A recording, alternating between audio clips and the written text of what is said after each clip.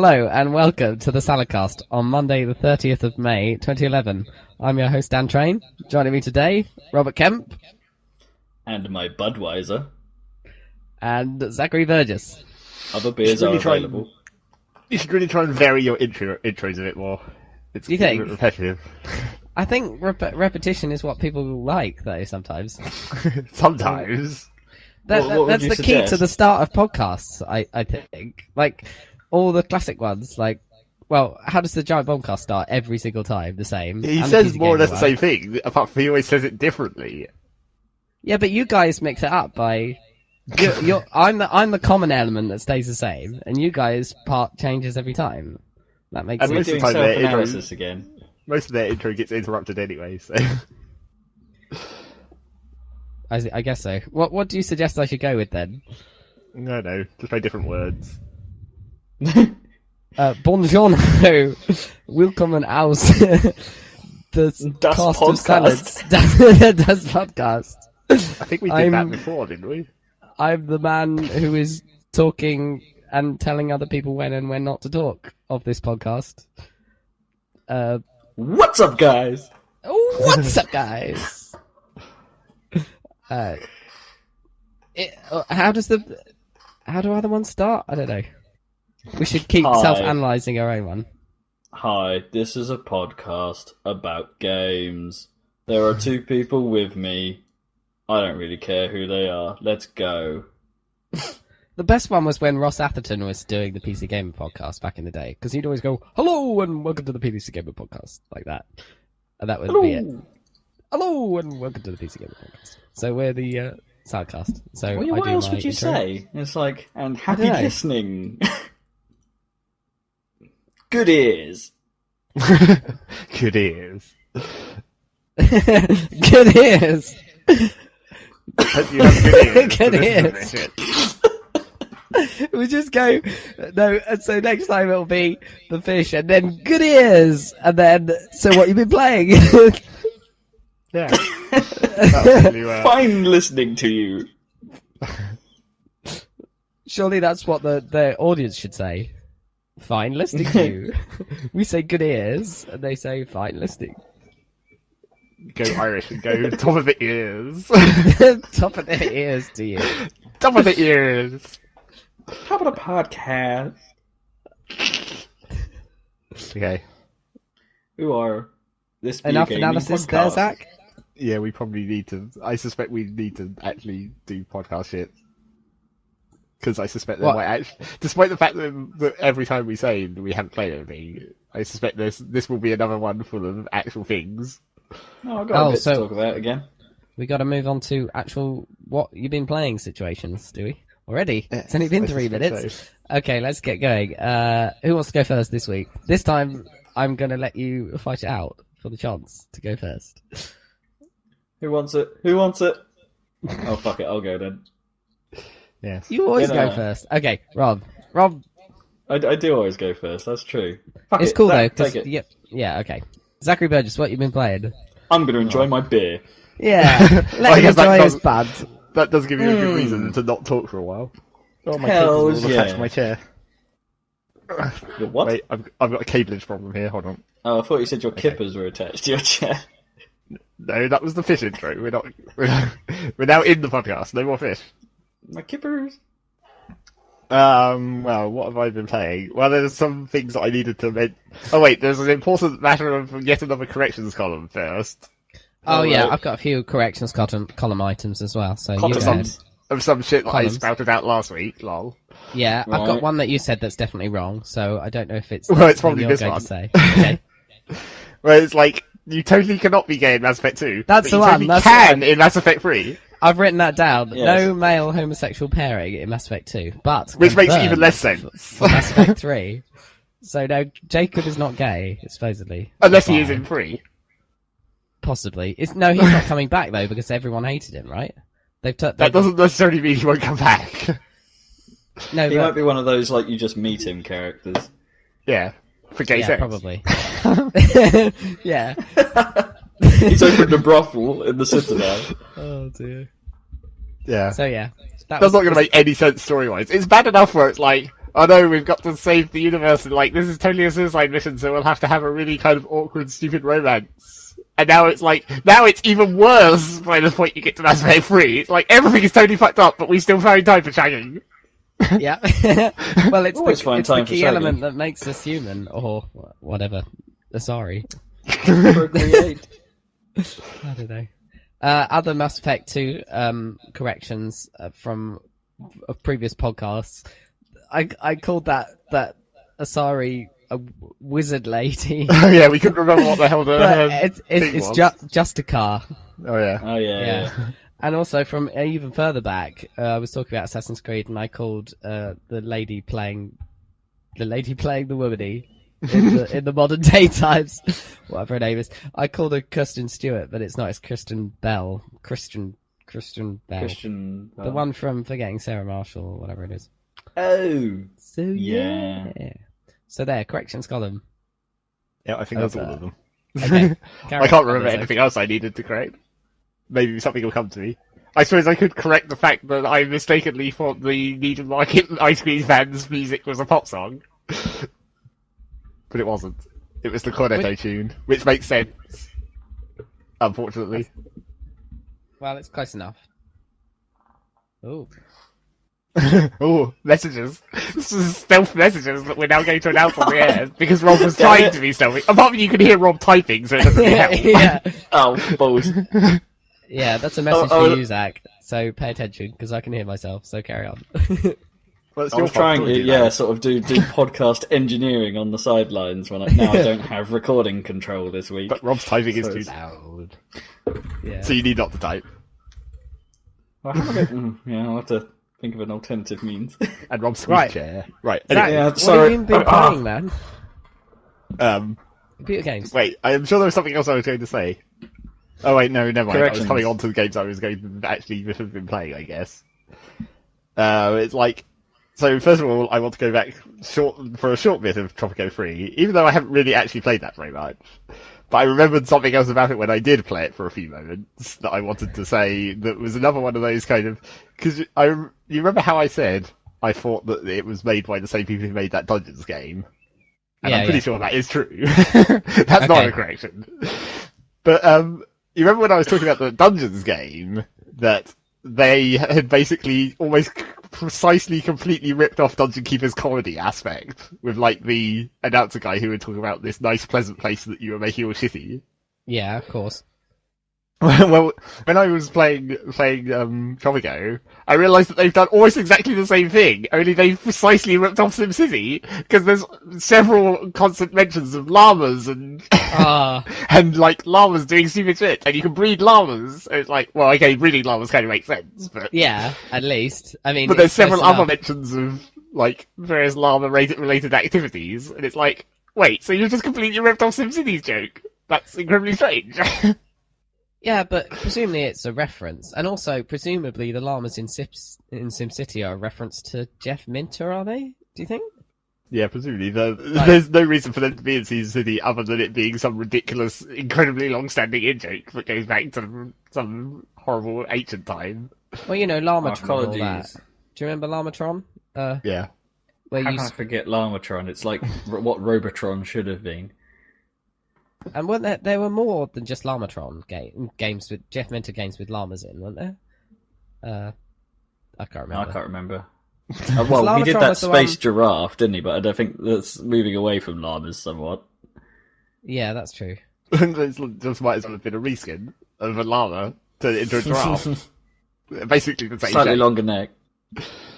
Because I think I played Lamatron on my parents' VIC-20 that they got out of the attic at one point. VIC-20 being, I think, a precursor to a Commodore 64. It was pretty cool because it had a version of BASIC on it, so you could actually program stuff on it. But I it had the Amiga version. It was awesome. of Lamatron. Yeah. You run around Just all the as a sounds it llama, made was fucking mental. and you shot acid out of your mouth like a real llama, but it was sort of space super acid. Well, they were more like lasers. Yeah, Sort of like basically acid lasers. lasers. Yeah, awesome. Yeah. Anyway, so Bug, Tropico, bug, bug, bug, bug. plenty of references to things that are probably referencing something else. Yeah. Can you change the speeds, and does it have like animal named speeds, like cheetah speeds? No, it doesn't quite go that far. Although that I would don't be think quite far. many SimCity games have done that since like 2. What was it? African They had swallow it in 2000, didn't it? Or is that 2, I suppose? Did Yeah, 3 that's what not I have meant by that? 2. I don't know actually. I can never remember much about 3 because it was so shitty that I bought it and then I stopped playing it very quickly. Some people really like 3, don't they? Like weirdos. It's one of the. I think at the time it was probably too difficult for us. It's like if I went back to it now, I'd probably be fine. Well, SimCity 4 is pretty hard if you don't have like advantages. Like when I was playing it at first, my I city didn't was find right 4 next that to. bad, and I'm shit at those games. Yeah, but that was always the funny thing where like you look at like my city where I'm super ridiculously obsessive about it, and I've already basically planned out every single place where there's going to be road right at the start level, so I know exactly how it's going to be shaped. It's like I'm going to make nice avenues here and stuff, whereas Rob just chucks anything into a big pile and somehow it still works. True, it did work. But I think I built a massive city that spanned the entire map, and I think it only worked because it was right next door to Rob's city. Yeah, that did help. Yeah. I suspect. I don't The think whole it would have neighbourhood built... thing in SimCity 4 was pretty helpful, wasn't it? Because if you had something you'd already started in the region next door to yours, Yeah. you'd get a lot It of was like, helpful, but passing also benefits. it was weirdly terrible as well. It's like sometimes it could completely screw you up as much as it could help. More often it would help. Oh, well, if it was just like a generic other city, like you just because the classic thing to try and do in SimCity 4 was like build an entirely residential city and then have here's a train. I forgot to mention now that I'm recording from my house, here comes trains again. Trains have returned. It's like you'd have like your residential city, and then as a neighbour you'd have an industrial city, and then you try and jump between the two different levels to try and balance it out. That was actually really hard, and I don't think it worked properly. No. It's like it wasn't actually really simulating the connection. It was just like making assumptions on how many jobs there were over there or whatever.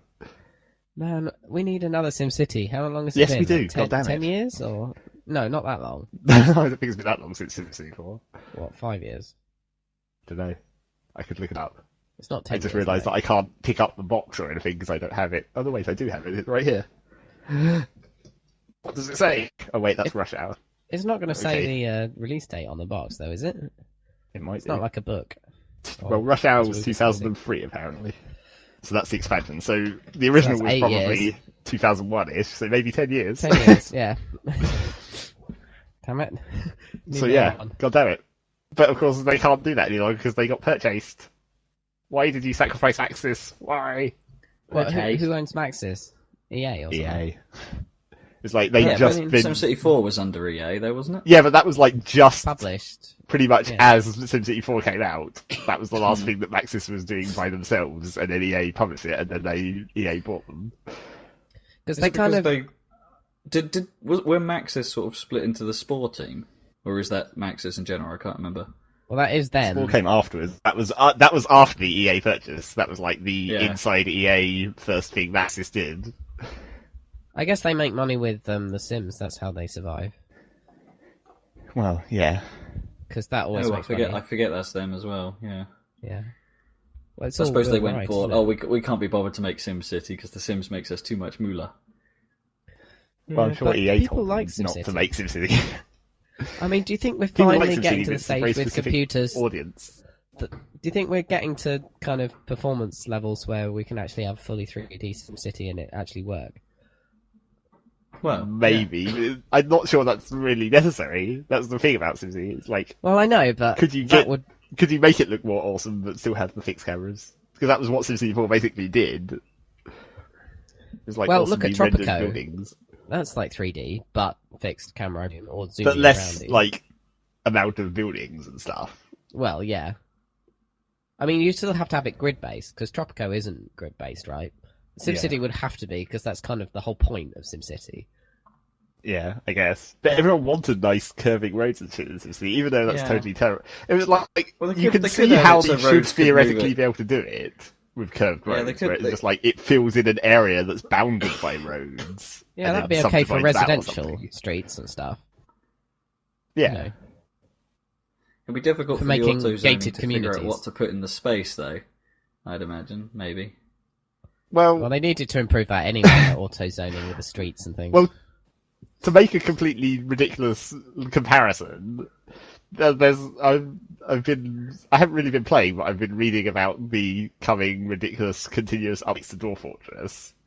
And he's basically completely rewritten how it generates cities, and that basically has automatic roads and plot zoning. It generates not really a grid where it's like all angled roads and weirdly, and then it fills in with as many houses as it can fit in the slot. It's like that's like SimCity should be. Hang on, you're saying that Dwarf Fortress isn't grid based? It is, but it's grid-based. It's grid based, but not in that scale. You know, it's like obviously houses are made of like a lot of squares. And roads are like several blocks wide or whatever. So you can have diagonals and that sort of thing. Yeah. Yeah. much more squares per... Yeah, per thing. Rather than like meters, one house taking up one square like it's if you make the smallest possible zone. But yeah, I guess it's like they're not going to make a new SimCity though, because I suppose Dwarf Fortress doesn't have the problem of having to render the houses at a certain size. It could just put an H on them or something. Yeah, they have all their symbols already for walls and everything in Dwarf Fortress, so it's pretty easy for them to make houses and buildings and weird underground crypts and stuff. Thing is, I think a lot of people totally ridiculous. A lot of people that don't even like games that much remember playing SimCity and liking it. Because that's the only game you had on your PC. In that case, it's like the old SimCities, and those were like the first easy. edition. Yeah, yeah, I suppose they were really simplistic, really. Whereas what like the people who are actually fans of SimCity want ridiculous complication, and it's like that takes a lot more effort to actually make a kind of simulation. Yeah. No, I was reading this thing. I wonder if they thought they could. Programming and stuff, and they were saying about Windows that there's a problem in the original SimCity whereby it frees memory and then tries to use it again after it's freed it, which was fine in DOS. But then it crashed as soon as you tried to run it in Windows. So instead of just having it crash, Microsoft just put in a workaround just for SimCity and said, "Oh, it's okay as long as you're SimCity, you can break things," which is kind of very pragmatic. Which version of Windows are we talking about? Like 3.1? 3.1, yeah, 3.1, and subsequent versions, I think. Yeah, that's pretty ridiculous. There have probably been quite a few sort of little tweaks like that back in Windows Day, because Microsoft would have been desperate to sort of let your old soft in the way that they always have done, like backwards compatibility. Your old stuff can still work, so they would have done some tweaks. I was telling Rob the other day about a backwards compatibility patch that I update that I saw on Windows Update the other day, and it was another backwards compatibility thing, and it had the list of programs this affects. And it was a completely ridiculous list of like H and shit. It's like, wow, now I can play Sonic and Knuckles PC on Windows 7 or Techno Music Maker. Man, it's like what? They must be like 15 years old. Those crappy things. Well, not that I'm saying Sonic and Knuckles is crappy, but Techno Maker. Well, why? Techno Maker must be older than that. That must be that must be practically first generation CD program. There'll be someone out there who wants to play it and is disappointed that they can't, and now they can. They'll be like, yes. Like one person in the entire world. Well, that was quite a tangent we went off on there. There's only one other thing I was going to mention about Tropico. In the vein of what I said last time about how it's ridiculous, where it's like your service buildings take up more space than your residential buildings, or whatever, in the classic sort of SimCity style. I also mentioned to Rob, I was going to say on the podcast, it has the classic element of pollution, where it's like, obviously, like, built up areas and factories makes all your pollution. But then the building that controls pollution is like the garbage dump. But it has an area of effect that's a circle on the garbage dump. So basically, right in the middle of your residential zone, you have to put a garbage dump to stop the pollution. Oh, that's I see. It's sort of semi third world country-esque, I guess, but it's still a bit dumb. Yeah. Well, how does that work in SimCity Like, if I had when you been... put cycling centre and then it has the little garbage trucks? It's just it's like the landfill site is like a specific zone you put somewhere, and then the recycling centre, it doesn't actually matter where you put it. It just reduces the overall amount of garbage you're putting into the landfill. Pollution, though, that was the other thing that was funny about SimCity, like SimCity 4, where the best counter to pollution was just to build walls of trees. Because they just absorb so much pollution somehow. You couldn't move past it, so you used to always surround all your power plant with like 2 or 3 squared width of just trees. Yeah, stop it in its severe pollution mitigation. Oh yeah, that was pretty stupid. Or the classic SimCity trick of just build it on the edge of the map, so you don't have to worry about at least half the amount of pollution, because it does overlap into other neighbouring cities as well, of course. So, that's Tropico then. Yeah, that's Tropico. I guess I maybe should play that more again, because I've been distracted by this next thing. I have to say, having now seen it in action, the level of detail was quite impressive. Yeah.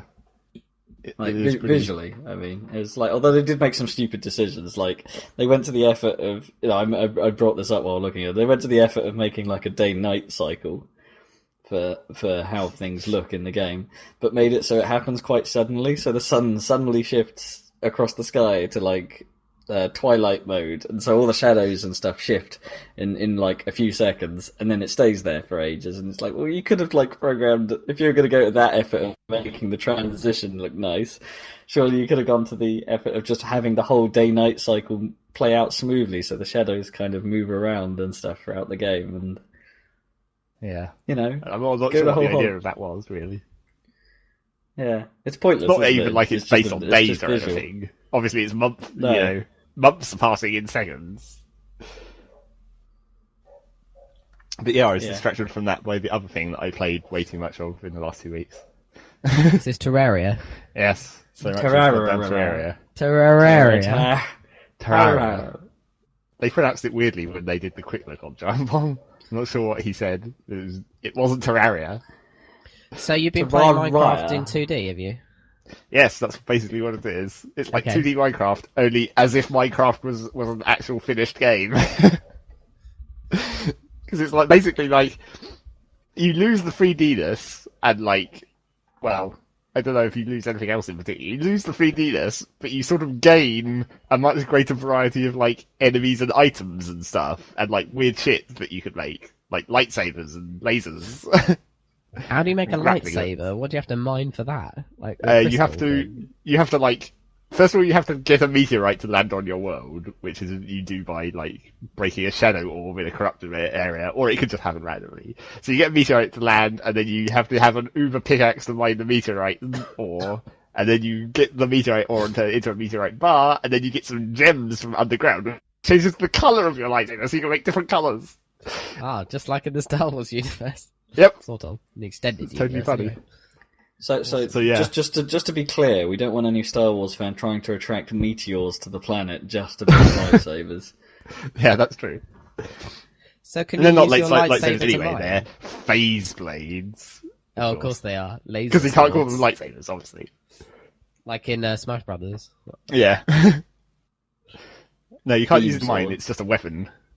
Oh, but you can fight monsters with it. Yes, lots of monsters. There's a lot. It's like it has the same elements of like Minecraft, where it's like when night comes, here comes some zombies.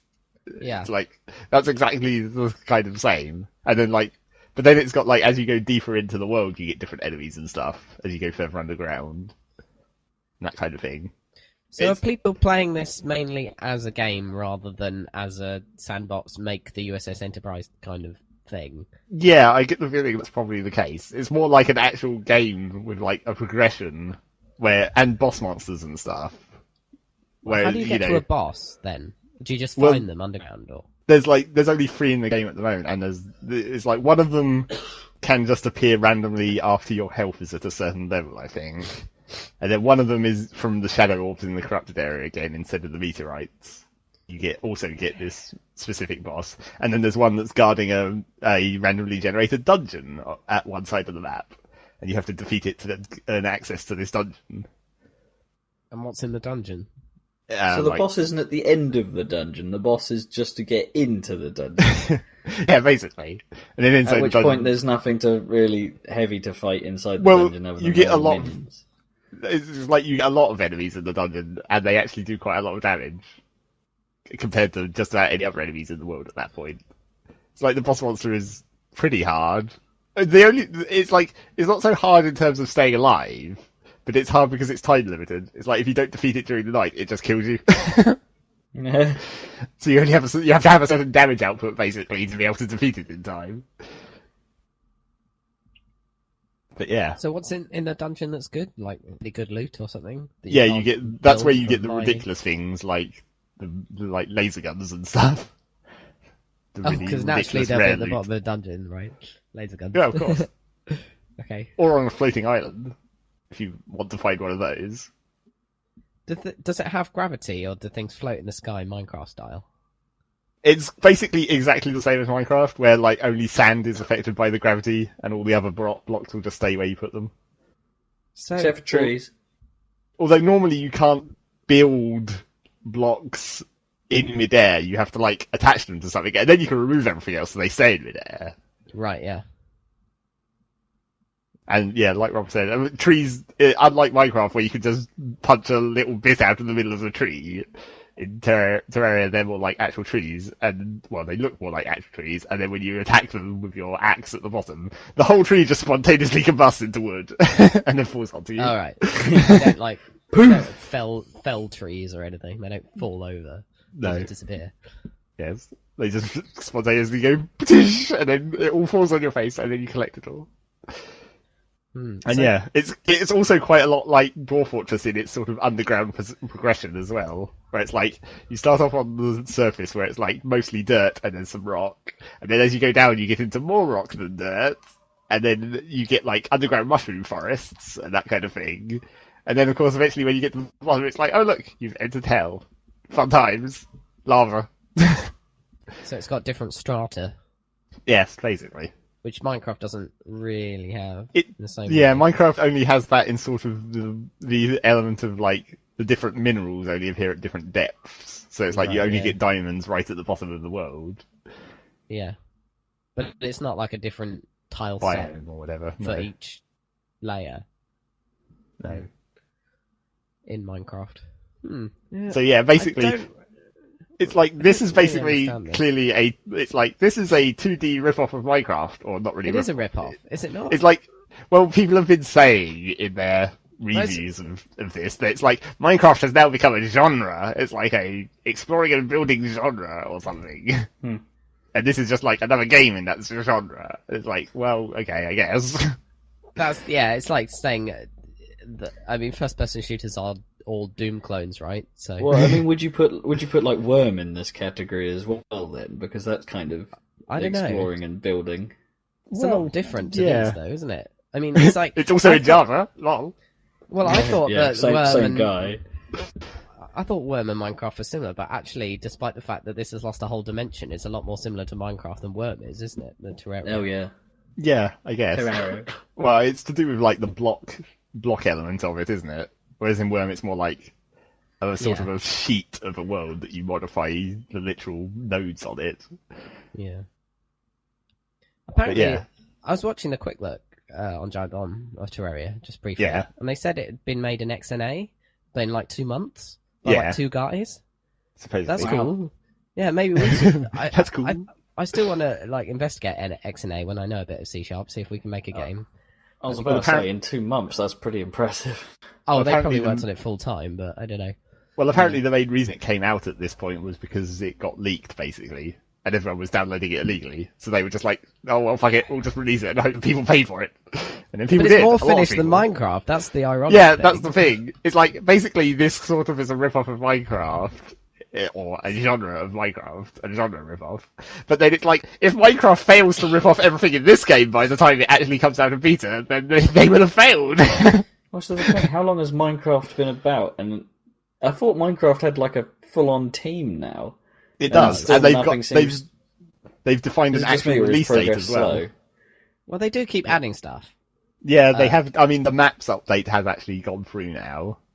I mean, people keep complaining that the main guy keeps going on holiday, but if you just came across like millions and millions of dollars, like, and then you hired a whole team to make your game, it's because he made the classic error of like, here's my Twitter account or whatever, or here's my blog that I post stuff in, but he doesn't post. You get the feeling, he probably does go on holiday a bit too much, or just random like, I'm going to go do a talk about Minecraft or whatever. Yeah. But it's the classic thing of like, you're only posting about the interesting shit rather than the day-to-day I'm doing programming, so it looks a lot worse than it probably actually is. Yeah. But surely he's said something about, because he's quite vocal, isn't he? So, has he said something about Terraria? He must have done, not. He basically. Or is he just not saying anything? He basically linked it himself in his Twitter when it came out. He was like, buy this, and then everyone did. Because he's done that. So he knows about it. Hasn't he? Like non-Minecraft related games, but he's already promoted stuff, hasn't he? Games, and then to some a bit like Penny Arcade mentioned something, and then everyone floods to it. Yeah. I was about to say, could you argue that Terraria isn't exactly in direct competition because the level of, how do you describe it, sort of creativity that is possible within Terraria isn't quite so grand as what you can achieve in Minecraft. So it's kind of like gateway Minecraft. Yeah, kind of.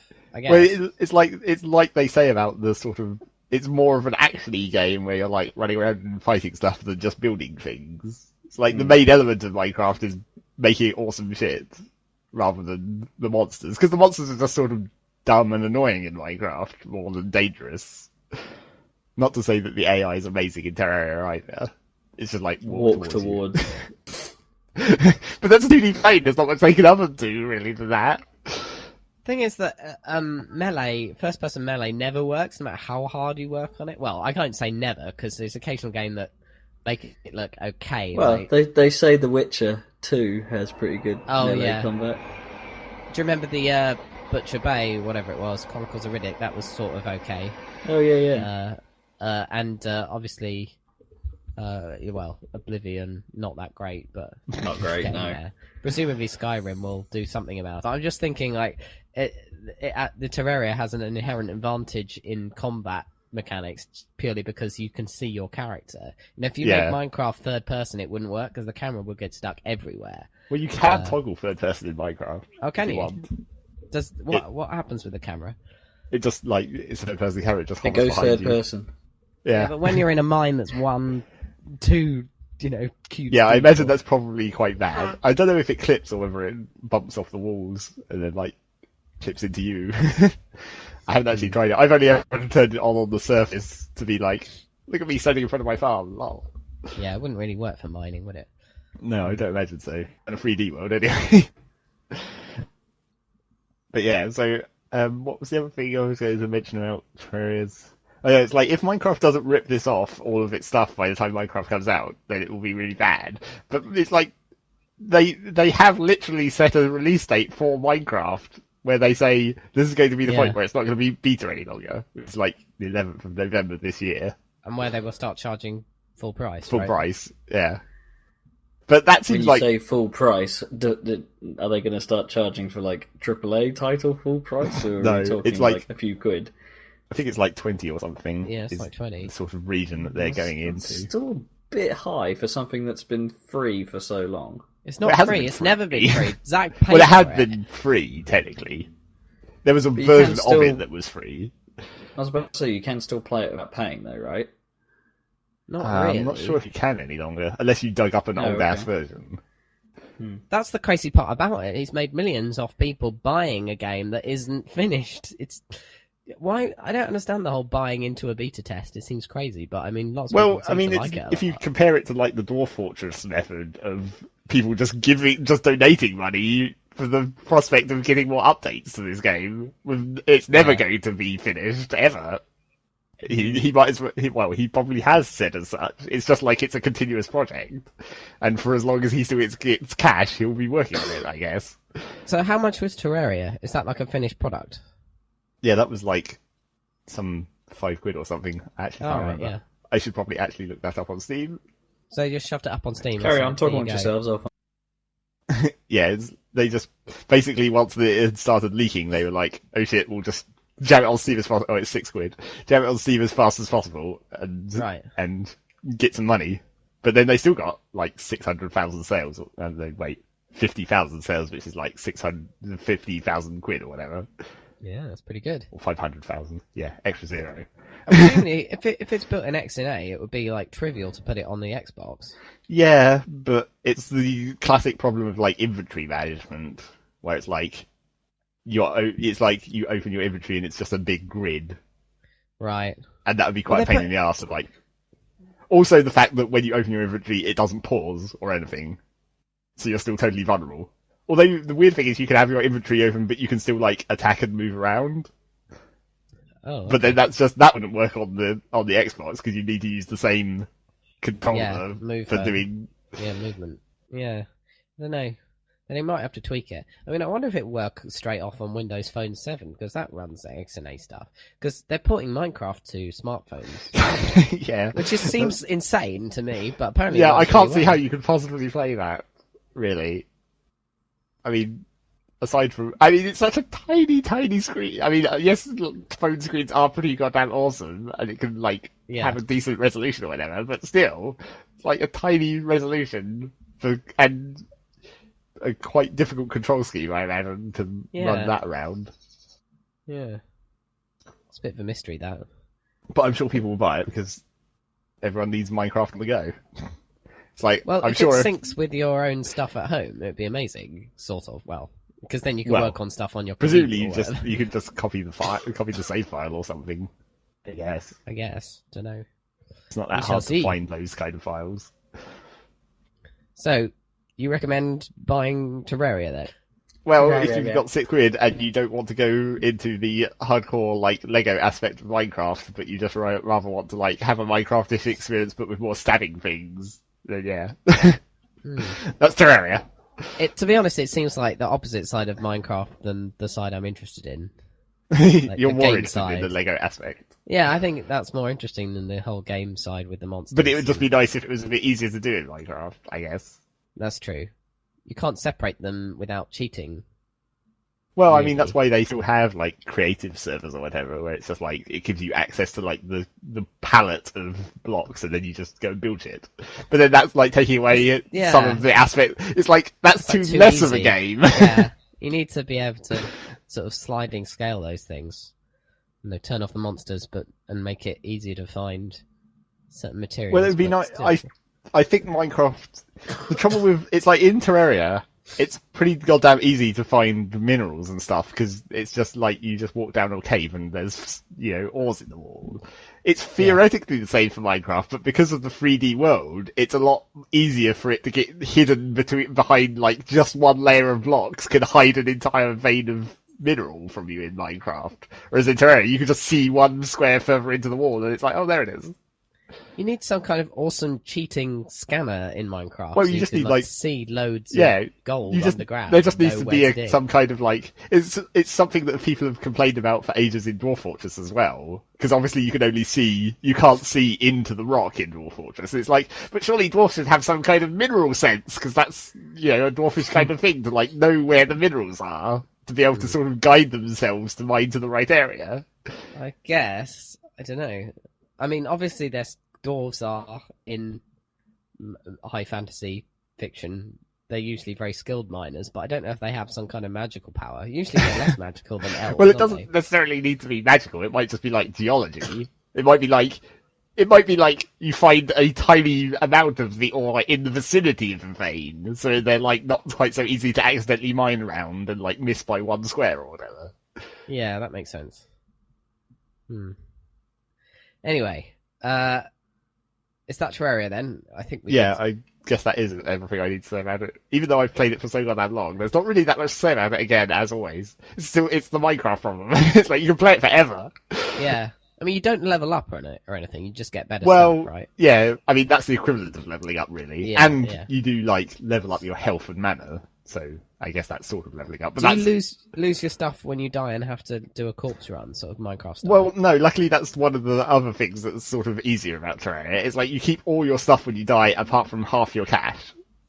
So it's provided you just not much of a loss. Deposit your cash in a chest before you go out and kill something. Oh, so you could just stash a cash and then pretty much loss is completely mitigated. Yeah, and you don't really need cash for virtually anything anyway, so... So you're not going to lose your diamond pickaxe? No. Right. Unless... That sounds like much less. No, yeah. Because that was the worst thing in Minecraft, because not only... It's okay if you die and all your stuff comes out and then you just go and pick it up, but if you fall in lava in Minecraft, your stuff comes out and then all your stuff gets instantly destroyed by the lava. So it's like, fuck. Yeah, and then you're screwed. I was looking on ThinkGeek the other day, because I've got a new desk, and I was thinking, well, I'll order some shit to put on it. I couldn't really find anything, but they do make a foam Minecraft axe, which is all square. And and then you can hit people with it. Yeah, awesome. You can hit people with it. Do you remember or pretend to mine a wall.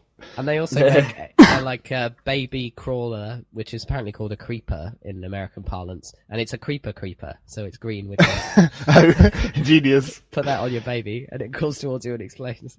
Well... Do you see what they did? That would only be awesome if it also had like a soundbox implanted into it. Rob's trying to say something. I was trying to say something as well. I started first, bitch. That would be cool. Not because of my lag. I was about to say, did you see about the, I think it was either ThinkGeek or iWoot or something that did the April Fool's joke of a Minecraft Nether portal. Oh, cool. A USB powered one, so you could file and you could do your filing through this portal on your desk. Don't put your hand through it, otherwise go into hell. That'd be kind of weird. That's kind of cool. It's a shame I didn't creeper see baby any... suit should clearly have like a soundbox in it. So just randomly while it's crawling around, it starts going.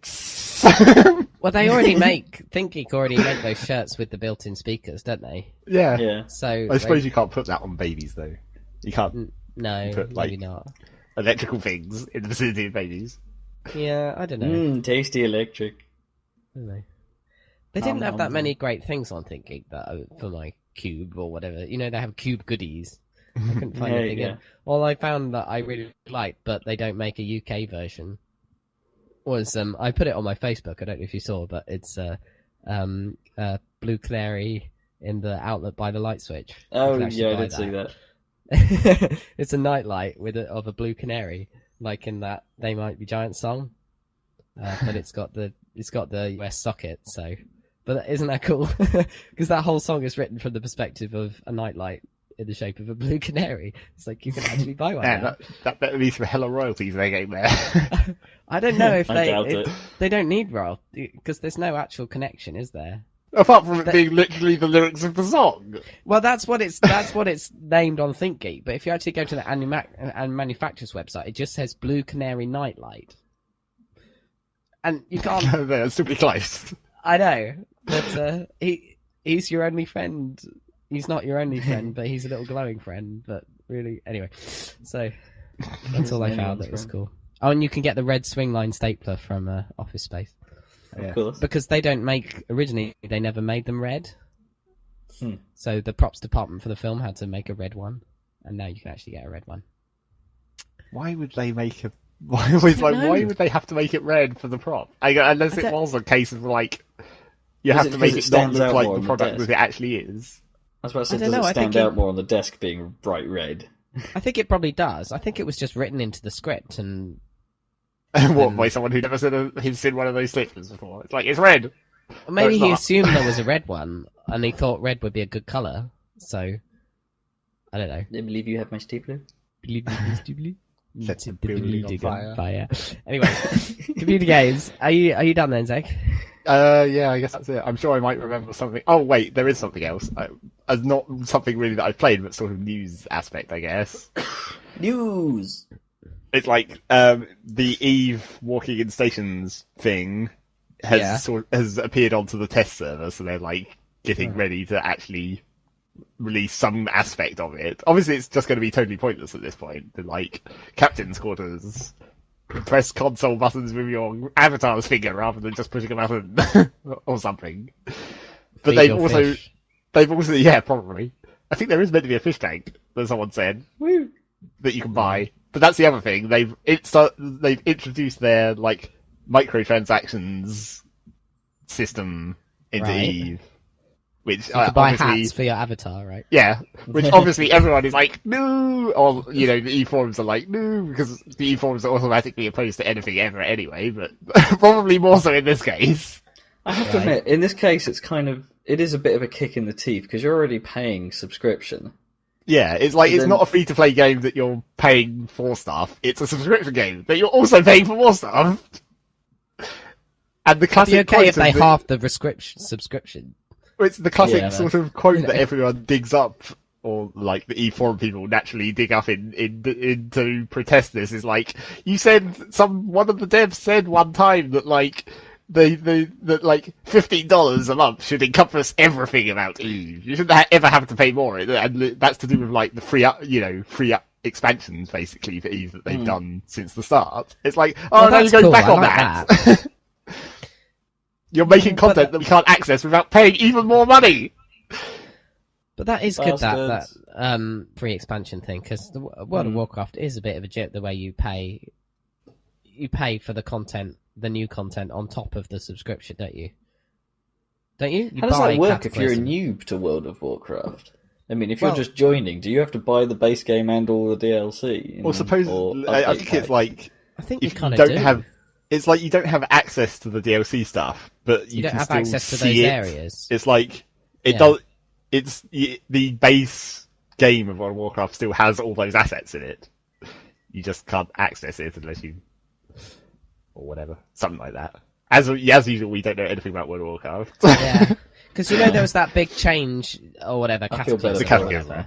Well, that happens for everyone, even if you don't buy Cataclysm. So that's why we were confused about the release date, because a patch came in to cause the Cataclysm, like a week before the release of the actual expansion. And I think that changes for everyone, if you only have the core game. They but basically you can only access the new areas if you buy, and the new services and stuff, you can only have if you buy Cataclysm. Because the Cataclysm was basically like a graphics update for the whole game. Yeah. It's like they redid all the original areas. Yeah. But they were also added new areas, of course, and that's what you get when you pay. That's the actual expansion part. But I think you do have to buy all the DLC if you start from scratch. But what happens is, after like 6 months, then they end up bundling and discounting it into a battle chest pack that you buy that just has all the DLC in it. Oh yeah, all the expansions. So it ends up costing 40 quid with everything, rather than, adding them all up, which would get expensive. And they want people to start playing, so. The other problem with Eve's microtransaction system is the ridiculous confusion of adding a third currency, or what people are calling a third currency. Because you have, like, in-game money, obviously, the ISK. Yeah. And you have... real money. You have real money that you put into game via the game time card system, where it's like creating the 30-day pilot license extension cards, which are an in-game item, which you can sell for in-game cash. They're the things that got hijacked in that comedy raid, aren't they? Yeah, where that guy got his ship blown up with like hundreds of millions of quid. Pirates, yeah. But yeah, so you've got those which are like an in-game representation of real money, basically. Yeah. Essentially. So what's the third thing? But then the third thing they're introducing to pay for the microtransactions for like buying your t-shirt or whatever, you now have to take one of these pilot license extension things and break it down into a third currency where you get like a certain number of this new currency out of a plex, and then you spend that currency on the like t-shirts or whatever. But then you can take a t-shirt that you bought with that currency and sell it on the market for in-game cash. It's like, these are in-game t-shirts. Yeah, it's like, this is avatar. the most confusing system ever. Why did we need a third amount of cash? The only reason for it just sounds really bad idea and isn't doing Eve's reputation any good. No, that's basically what people have been saying. It's like the only reason for this third currency really is because you wouldn't want one in-game t-shirt to cost the same as a 30-days worth of time, so like 300 million ISK. It's like no, it's so like t-shirts don't cost more than like several battleships. Yeah. Although they probably will, and that's the other trouble. It's like you can guarantee that probably the cheapest t-shirt or whatever will still turn up on the in-game market for like I don't know, hundreds of thousands of ISK, and it's like, that's more than a frigate. You're telling me that a t-shirt costs more than a goddamn spaceship? That's some backwards economy right there.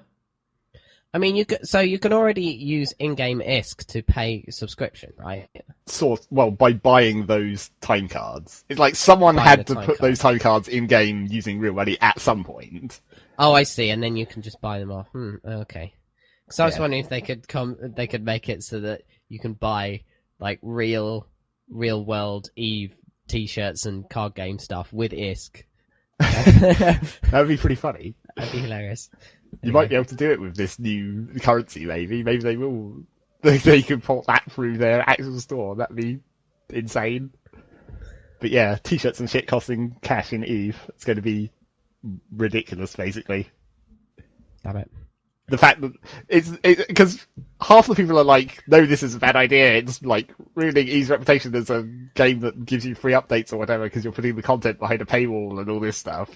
But then there's quite a lot of people on the forums who are just like, oh no, my immersion is going to be ruined because a t-shirt will cost more than a spaceship. It's like, well, that's a legitimate, thing that's really dumb, but it's not really going to ruin the game unless you're that into immersion. It depends what the t-shirts have on it. If it's an advert for Coca-Cola, then maybe. Or Quaif. Yeah. The in-game Coke. Well, you know what I mean? I guess that's still fine, but... Well, that's still fine. What, you mean if it's ad-supported clothes? That would be extremely weird. Yeah, if it was like a modern-day advert, like, get the new Intel processor. No, I don't think they'll do that. I expect they'll still be, like, in-universe. I mean, it's slightly weird in TF how hats cost so much more than weapons, but at least the TF universe is insane, whereas the EVE universe actually makes some sense. So, yeah. Okay. Well, yeah, and in TF you get around it by not actually ever having to buy anything. Well, I mean, it's like you don't have to buy anything in EVE. Apart from that's the other really annoying thing that's totally pissed everyone off. You buy a t-shirt for your guy, and it's a literal item. It's like, you wear that t-shirt when you're in your captain's quarters, you get into your pod, and you stash the t-shirt somewhere in like a compartment in your pod. So if your ship and your pod gets blown up, you lose that t-shirt that you've spent real money on. You're not buying a license to have this t-shirt wherever you go. You're buying a literal t-shirt. So if you don't take it with you, it won't be there when you get to your next station or whatever. I think they may be starting to... Because I can see why they'd make that decision, because that's EVE. That's how things work. But yeah, at the same time, it's just sort of saying, you're money-grabbing bastards. You already make a shit ton of cash. Why do you need this system? Yeah, and that's what everyone's been saying, because they posted a blog post where they were like, well, because we're doing so much work to make all these new assets, we need more money, so we're going to make you pay for these new assets. It's like, wait, what? Why not make these new assets, and then we won't have to pay for them? And then maybe you could go back to fixing the game. Which it's like, we already do pay for those assets. You pay through the nose. I mean, sounds like most players of that game in have the old probably... days. Well, most players of that game have probably bought the game, like, 30 or 40 times of what you'd normally pay on a single game. Especially considering the multi-account, like, standard in EVE. Of, like, people with 9 accounts or whatever. What? My God. There was an awesome video of someone it's like legitimate macro, because obviously you're not allowed to use like programmatical macro or whatever, but he just had like 9 monitors with like 9 different accounts on them, and then just like mechanical arms so he could push like 9 different keyboards at the same time attached to 9 computers. Fuck? It's like legitimate macro, lol. That's crazy. But that's EVE for you. Ridiculous multi-accounting can still be, profitable, I guess. Profitable in the game terms, I guess. Well, I mean, you can legitimately, with the game time cards aspect, you can theoretically sell, it does theoretically allow you to convert in-game cash back to real cash to some extent if you're trusted enough that someone will buy an actual physical item off you. with in-game cash. Right, so that's the wonderful universe of Eve. Yeah, I guess that covers me. I think I'm actually done this time. Okay. Move on to Rob. Jesus Moving Christ, on how to... long have I talked for? An 1 hour. hour. Yes. Go. Robert Kemp, what you been playing, man? Well, a couple of new things, actually, Cool. on top Okay. of the thing. Well, yeah, just Because you finished some games. I did finish some games. I finished Batman. So you started as the some new main- ones. Although, did I finish Batman last time? I can't remember. But You got as anyway. far as the party and the Joker. Yeah, you were so- about to finish Batman. Final Yeah. boss. Anyway, I finished and challenge Batman, mode. and it's like I don't know. The boss was the end. The ending of Batman was kind of another one of those kind of like a lot of Batman's boss fights felt a little bit cheap because it's just like let's throw in some dudes, It's better have than some Poison dudes for a Ivy. bit. Oh, and then run the fuck away from Joker for a while, and then throw in some dudes. It's Well, just the Yeah. whole idea of having like a Venom Joker seems like a bit of a cop-out. Sort yeah, of. I You know what I didn't mean? like that. It didn't seem to. Although it was nice that they sort of explained that it was only temporary. You know, that's kind of cool. At least it's like, oh, thank Yeah. God, we're not stuck with Venom Joker for the rest of this game series. No, but he's It's, pretty messed up now, though. It looks like in the next game he's going to be pretty, like his face is all fucked up presumably from the transformation. Well, it wasn't that messed up. It was just like bruised. Yeah. Anyway, yeah. So yeah, so I finished that. It's okay. The ending. I'd noticed at the end I missed an achievement because there's that the bit when you walk into the building with the party. Oh yeah, there's yeah. all There's those- achievements and for there's all being all those up. guys. Yeah. Yeah, I didn't know about that one, so I just kind of I'll take this. I'll just walk past looking cool. I'll make sure not to run past this scene just to make it seem even more awesome. It's just stand there because Batman in that game has a tendency to walk around with his chest totally pumped the entire time, doesn't he? Sort of like Yeah. "Hurr." It's pretty awesome. He just has to flex his manliness at all times. So yeah, I missed that one, which is irritating because I can't go back and do it again unless I play through the entire game again. Well, that's what I did. Lol. 'Cause Yeah, I didn't may get it do, this time. but the other side I want to investigate with this though is having recently purchased a 3D monitor. I have toyed with it in 3D, seeing as it's probably the only 3D vision ready game that most people will own. So And have I you have tried to it? say the results are pretty damn good. Oh, really? There's no sort of like most games that you try in 3D will have something that doesn't work properly because they've not been designed for it. But this, not a problem at all. I have the performance drop is particularly obvious is the biggest thing, and it is kind of a bit of an eye fuck when you use inspector mode Well, yeah. because the people's skeletons will appear at the depth they're supposed to be rather than it being sort of. So you end up seeing objects through other objects, and it's sort of like it's doing what 3D shouldn't do. Oh, okay. And Oh right, but- I see. Because it's like that's what it literally does in the game, but yeah, because it's It's letting only you fucked see with your through eyes. objects in 3D. You're literally seeing through objects with 3D at the wrong depths. So you're sitting there going, eh. Yeah, And that was actually, I close. think it does the three-dimensional bit because you then. It's harder for you to use inspector mode somehow. It makes doing the stealthy approach even harder. But the fights look good in 3D. Has to be said. I'll bet they do. And the general environments, the environments in general, look good in 3D. But inspector mode kind of doesn't work that well. It's not by design. It doesn't work that well, probably. To try, it's kind of like the game is discouraging you from using it in a way because it doesn't work in 3D. And it's like, all right, I'll take that. So Wow. yeah, that's a bit of a shame. So it makes stealth harder, but fights are cooler, and it does work. Although you will get a significant performance hit. Yeah, Batman. Other thing, while I'm on the 3D subject, I have tried a few other things, and as I mentioned earlier, or I don't know if I dropped it in earlier in conversation, but Portal 2 in 3D. Oh, that's the shiz. The shiz. It's the shiz. It's the shiznit, in fact. It's So what happens when you look through a portal in 3D? It works. It just looks like the portal's at the right depth and everything through the portal is at the right depth. There's a couple of glitches where on occasion if you look at a portal from certain angles, things seem to pop out of the portal in the 3D world. But it's they're quite rare. And there's a couple of water reflection glitches where you look at water and the actual reflection, or what you see in one eye of the water is different from what you see in the other eye, and sometimes bits of the water completely don't render properly, so you'll only see like half of where the water is supposed to be, like there's polygons missing from it or something. So some of the water doesn't work, but there's not much of that, so that's fine. Is there just an option in the menu, like turn on 3D, or how does it work? Is it built in? Well, 3D vision, most of the NVIDIA stuff works by the graphics card obviously knows where the 3D world is and where the camera is. So the 3D vision basically just, when it's enabled, it basically just kicks in and says, right, the camera is here, I'm going to place 2 visual points either side of that actual camera, and there you go. It knows what to draw in each eye because it's physically moving the render point.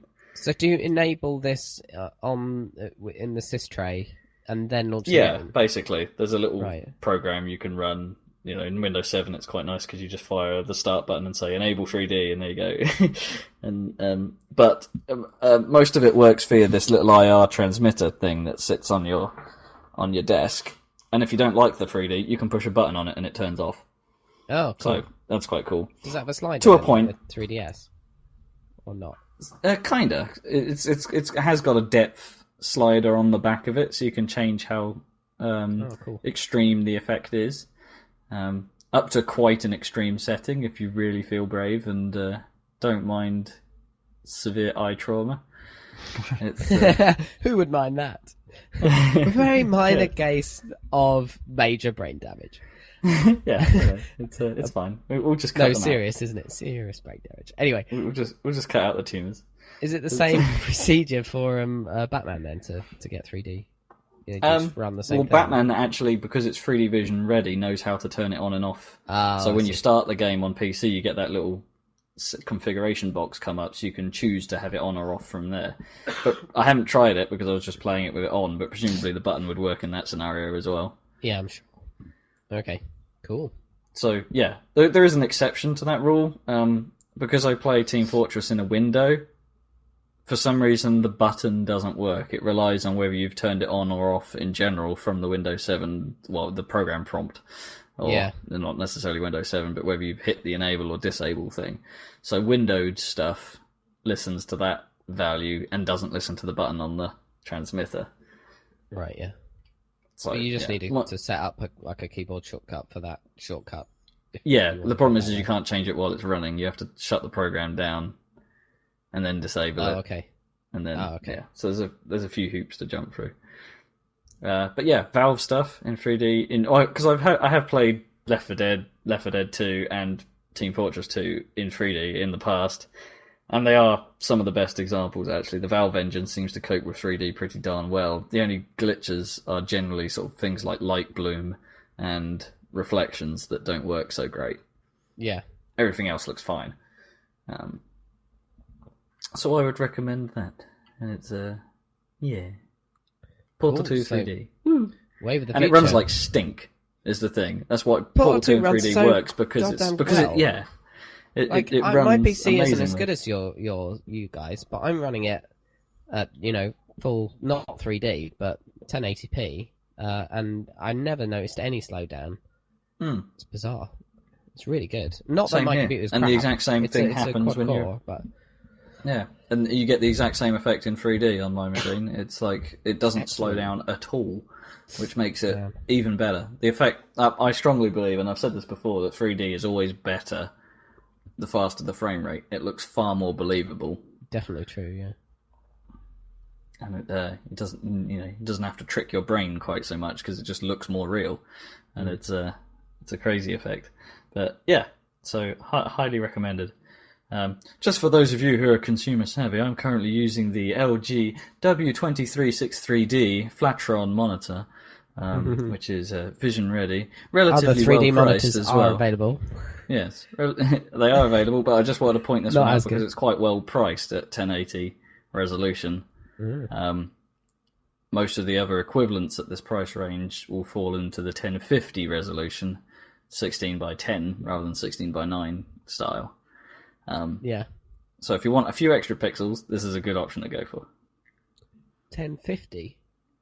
Yeah, the Samsung and ViewSonic iterations, which were the first two 3D monitors to hit the market, went for 1050 solutions. So what's the res 1050 display? What's the width of Because that? it's 16 by 10, which is in how widescreen monitors for PC have traditionally been. Surely it's like 1200 by 1920 by 1200. Isn't that the resolution of the 16 by 10? No, it's not 1920. That's the thing. It's like 16 something by 1050. So you're losing it in both directions. Yeah, that's not so good. Yeah. No, don't go for that, because then you can't even run HD content at full size with what's it called? I'm not saying don't go for them, because they are better quality in terms of picture quality. Oh, okay. But for gaming, then you might as well go for the LG. If you're not too worried about actual sort of screen. As I said, I was trying to explain to you earlier, the LG has a tendency to over-sharpen. So some bits of text look a bit more pixely than they should do. But yeah, other than that, good screen. Okay. The thing is that if you were to jump up to 1080 from another screen, it's like you're talking an extra £100 on most of them. So this one's a bargain. Yeah, that makes absolute sense. Yeah.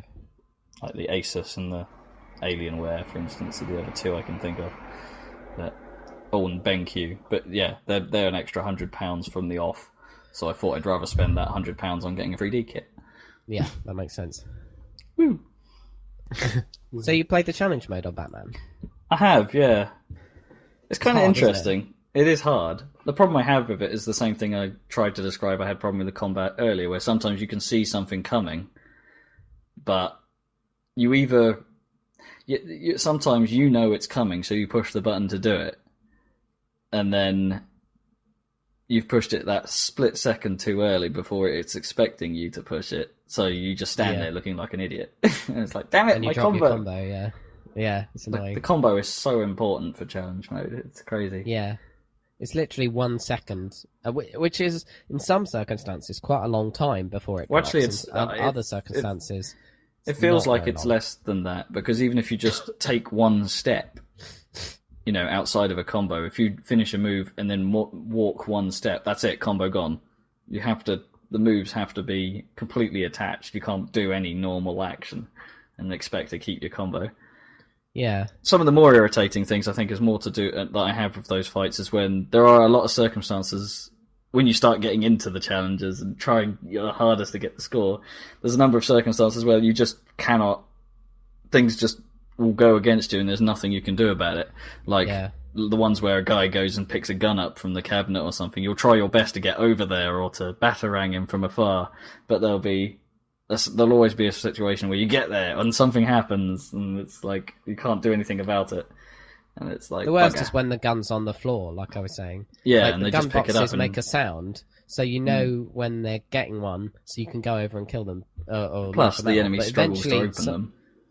Yeah, but they'll eventually get the gun out, and at that point, you knock them out, but then the gun's just on the floor, and there's no warning when another enemy's going to pick it up. So you just have to watch out, and that's the hardest. Because sometimes you're lucky and they'll... Yeah, sometimes you're lucky and they'll say something like, this'll hurt. Or something, and you're like, fuck! But they can say that for when they're picking up the shock sticks and the things. Or even just things they throw, like debris or whatever. Sometimes they chuck stuff at you. And it's like the irritating thing with a lot of it is the targeting. Like, even if you're attacking a guy with knives or something, if you throw a normal punch at a knife guy, he can block it, and that ruins the combo. Yeah, and it's like, well, I didn't mean to attack you. I was trying to go for the dude next to you so I could get close and then swish you, or to counter some guy next to you. It's like, no, that's not what I wanted you to do. Yeah. It's like, there are some difficulties of getting Batman to actually target the bloke you want. But I think perhaps a lot of those problems are because I don't do your tactic of flipping everywhere. Yeah, I constantly did that. That was the only thing that gave me time to breathe, Just flipping over guys, because that doesn't break your combo. So I just did that all the time. But that's just my way of doing things. I mean, there's obviously different ways. Yeah, and cool. There are some cases where someone runs in off from where the camera just happens to not be pointing, and you're like if you tried to do a ground pound, for instance, which takes a lot of time but is worth like twice the points of anything else. Yeah. And it takes them out completely. Yeah, so but if you it's can a get hardcore attacked. enemy. But you can get attacked while doing it. You can.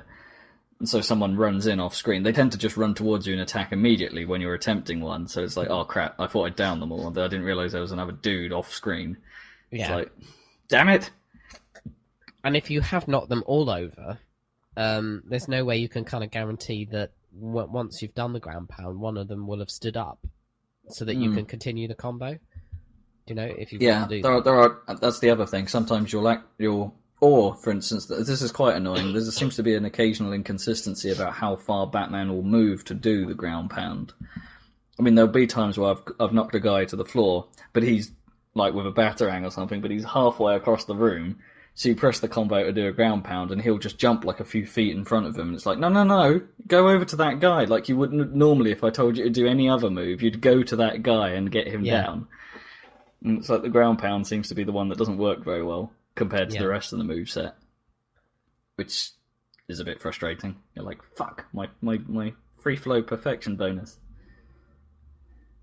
But yeah, so it's still good, but I might not bother with trying to tackle them all because it is quite frustrating. Yeah, no, it's kind of masochistic. I only really did it so I could get all the achievements for. Spend like an hour on doing one of the challenges. Something you easily like that. could, yeah. You mean like Super Meat Boy, for example?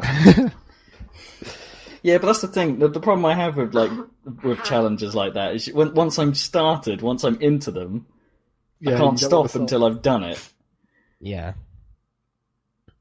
And, it's good to have that kind of conviction, but then you end up spending all your a lot of free time and achieving very little. And it's like, I should probably be starting Bulletstorm or something after a while. Yeah, I've had that for months and haven't opened it. No, I still haven't opened it. Sorry, Mum. I know you've been playing other things. Yeah, what else have you been playing, man? Well, let's tackle Valkyria Chronicles, because that's the other big thing I kind of started. Okie doke. Valkyria Chronicles. Advance Wars for 3D. for 3D? It was basically how it plays, isn't it? I mean, Zach, you've watched me play it a bit now. Yeah. And that's pretty much how it works out, isn't it? It's Advance Wars as if there was no grid. Yeah. And line of sight made sense. Although what I don't get, because I haven't, had the tutorial build up into the game or whatever about it, it's like, does aiming actually matter? It's like, you aim at someone's head to, like, make it a headshot instead of a body shot. It's like, why is that not just a toggle? Why do you actually have to physically move your aim there? I don't know. I think that's a certain, just to make it so I don't know.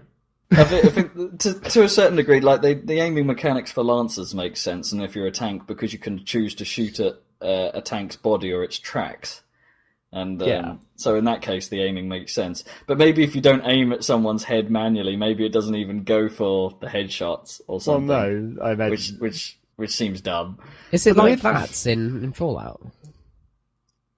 Kind of. When you go to aim mode, the game sort of goes into this paused state where nothing shoots at you. Well, not that it's real time anyway. No, not that it's proper real time. It's kind of real time when you're moving your guy around the field. Okay, let's take a step back here. I might have to describe how this works. When at the start of your phase, you get shown the map, which 9 times out of 10 is a poor representation of the battlefield. It will only show you some sort of elements, but doesn't show you like whether it's like something you can hide behind or something. There's a lot of like marks on the map where you don't know whether they're like an actual wall or just a divot in the ground or something like that, or a change in the ground. Like height differences are often shown by a slight change in the colour of the map, which is really difficult to see. So from the map, there you go, first rant over. From the map, you then pick one of your units that you want to move. And doing so uses up one of your command points, of which you have a limited number per turn. And as soon as you do that, you get put in the shoes of that character. And it zooms into the world and of the battlefield, and you take full control over how they move in sort of classic shooter style, with movement and look. And you move them, and you have a certain amount of movement points to spend, however you wish, and one attack that you're allowed to do. Or one action. So you move your guy where you want to do, and you do your attack and move your action. But while you're in this moving state, the enemy can counterattack and shoot you if you walk too close to them. So that's the real-time bit. While you're walking around the field, things can shoot at you still. But if you go into the aiming state, then it goes all paused again, and you can line up your shot, and then it goes into a sort of classic Advance Wars to and fro combat state. It's not really to and fro, though, is it? Well, it is if the enemy is capable of counterattacking. No. What enemy if, for instance, you counterattacking? Well, if a scout, for instance, shoots at a scout and doesn't finish it off, the other scout will shoot back. Same, provided they can see it. Like if you attack someone from behind, they won't turn around to counter. Right. Things like that. There are certain benefits to doing it, but to be honest, a lot of the characters can't counter anyway. So like snipers don't counter, and lancers don't counter. Lancers are anti-tanks. So yeah, you get the real-time element, and then you go to the aim mode where everything stops and you can line up and choose what you want to do without being shot at, which is quite nice. But then as soon as you make your shot, it goes back into real-time mode. So if you're in trouble, you have to leg it the fuck out. Shoot and scoot. Basically, your best bet is that once you're where you need to be, if it's not particularly safe, you're better off, and someone's still gunning at you, you might as well just end the phase quickly. Or if you've accidentally moved up the field, like in a desperate maneuver, if you've moved your guy up quite close, fired off an attack at someone, but oh shit, it hasn't quite finished them off. Quick, end the phase before they shoot back at me too much. It's a bit crazy. It does lead to like the ridiculous tactics of like units with large movement bars, where it's like you can jump out of your cover, run all the way up to the enemy cover, shoot them, and then run all the way back to your cover. Yeah, scouts and engineers have a crazy movement distance, which is great because it means you can play incredibly sneaky with your scouts. Like most of the first few levels I completed by just running a scout round the back of the enemy and capturing when they weren't looking, and it's like success. Or getting a scout right up to the enemy base and then grenading the fuck out of them and then capturing when they're all dead. Just because you can't capture when there's guys in the enemy base, but if you clear out all the guys that are in the base, everyone else doesn't matter. Just get in there and cap. You win. I see. A bit like TF in that respect, but nothing like Battlefield. TF. Or Advance Wars. Yeah. Like every game under the sun. Yeah. So the actual game bit, I think, plays out very well. It's quite good. It's quite well thought out. Even if the AI does seem to make quite a lot of moronic decisions. That one mission that it was a very large, open, flat area, but all the enemy did was just spawn snipers all the time. It's like, yes, it's a sort of a good place to use snipers, but I mean, come on, do something a bit different. Yeah, what they really should have been doing is spawning anti-tanks to stop my tank rampage. Yeah. Because your tank just drove the fuck up there. Yeah. And you only have one tank. And if that goes down, you lose. Yeah. Although your tank is quite powerful compared to the others. Is your tank like your commander in Supreme Commander? Or the main character, Welkin, is the commander of this tank, and it's his dad's tank or something that they just happened to find in the barn. And it's way more awesome than every other tank in the world, conveniently. Yeah. Well, I don't know. I guess you haven't seen the heavier tanks yet, have you? Or have you? No, there's been one tank that, in one of the sort of like events that happen mid-mission occasionally, there was one tank called I think it was called the Lupus, which I couldn't help but laugh at. It's not Lupus. And that took a bit of a pounding. But he did. Medium or heavy? I don't know, it was a special because it was a character's tank. Because I noticed on the end of level score sheet it was like light tanks and then medium tanks and heavy tanks and then like dreadnoughts or something. Yeah. Well, this is the other thing that's worrying me, is that playing this game takes a lot of time. The mission took about an hour, didn't it, Zach? Something like that? Yeah, probably. To do, which isn't too bad. But then you probably have another hour of cutscenes and management to do before you get to the next mission, which makes progress quite slow. I'm at an hour of chapter... Well, kind of. Well, cutscenes more than the management. Yeah, there's a lot more management. And if you're sort of paying it... If you want to go to the detail of... the bit I didn't show, Zach, was you can you can have like 30 members in your squad, and you can choose to deploy which ones you want. But there's more than that. There's more characters than that in the game, so you can choose to go through a roster and pick which of those. Sorry, 20 characters in your, not 30 in your squad, I think. But there's more characters than that, and you can choose which ones you have to pick from the list of which ones you could deploy in battle, not just the ones you actually choose to deploy in battle. Right. So there's like a pick me system as well, and there's that to juggle, and it's sort of Final Fantasy Tactics-esque. Yeah. But it's done in the same vein as Skies of Arcadia. A lot of the bits of menu and bits of sequence take longer than they need to. So it's like when you go to a bit of like, I want to go to the R&D department to buy a new rifle. You go in there, then it sits there for a bit while it shows you the sort of backdrop for it, and then a pop-up comes up with a bit of speech from some guy saying, "Hey, bro, how you doing, man?" And then literally. And then you can choose what you want to do, and then you exit, and then it's like, "I'll see you soon, man." And then there's more text and dialogue. It's like, no, fuck off. Every time you make one of the upgrades, he's like, "Oh, this is awesome," or something. Yeah, like, he says something then as well. It's like the guys on Freelancer that you have to click through when you want to upgrade your ship or something. It's like, and they're all identical. The menus take too long. The loading pauses are actually quite long in places as well, like how long it takes to load a cutscene, or even sometimes just switch to one of the other departments of your headquarters has a loading pause, and it's just like, Sega, Sega tend to be the worst offenders for loading pauses.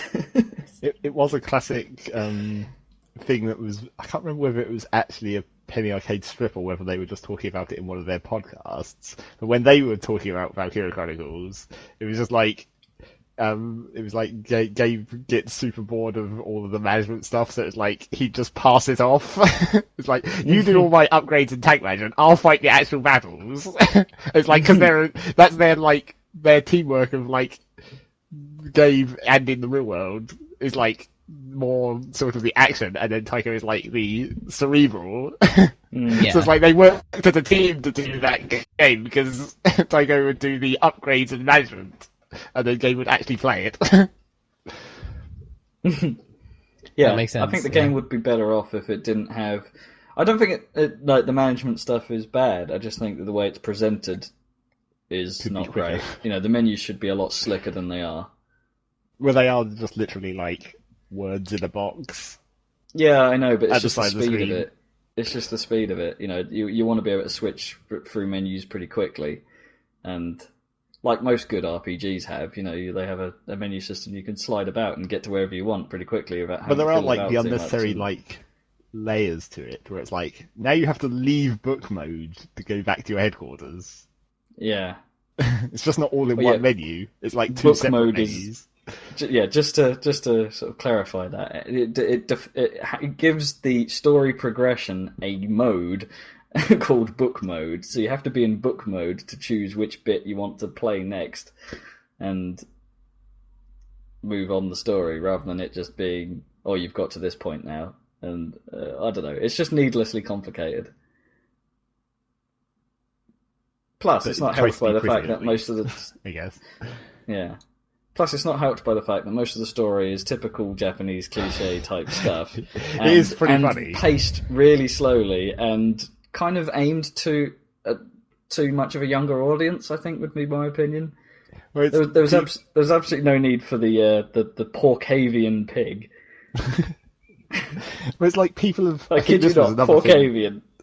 I think this is another thing that was mentioned in the Penny Arcade podcast, of like how it's totally bizarrely fucked up with its tone, where it's like really serious war, murder, death, and then this guy's like talking about bugs or something. It's like holy shit, give me some of that bread. That was pretty awesome.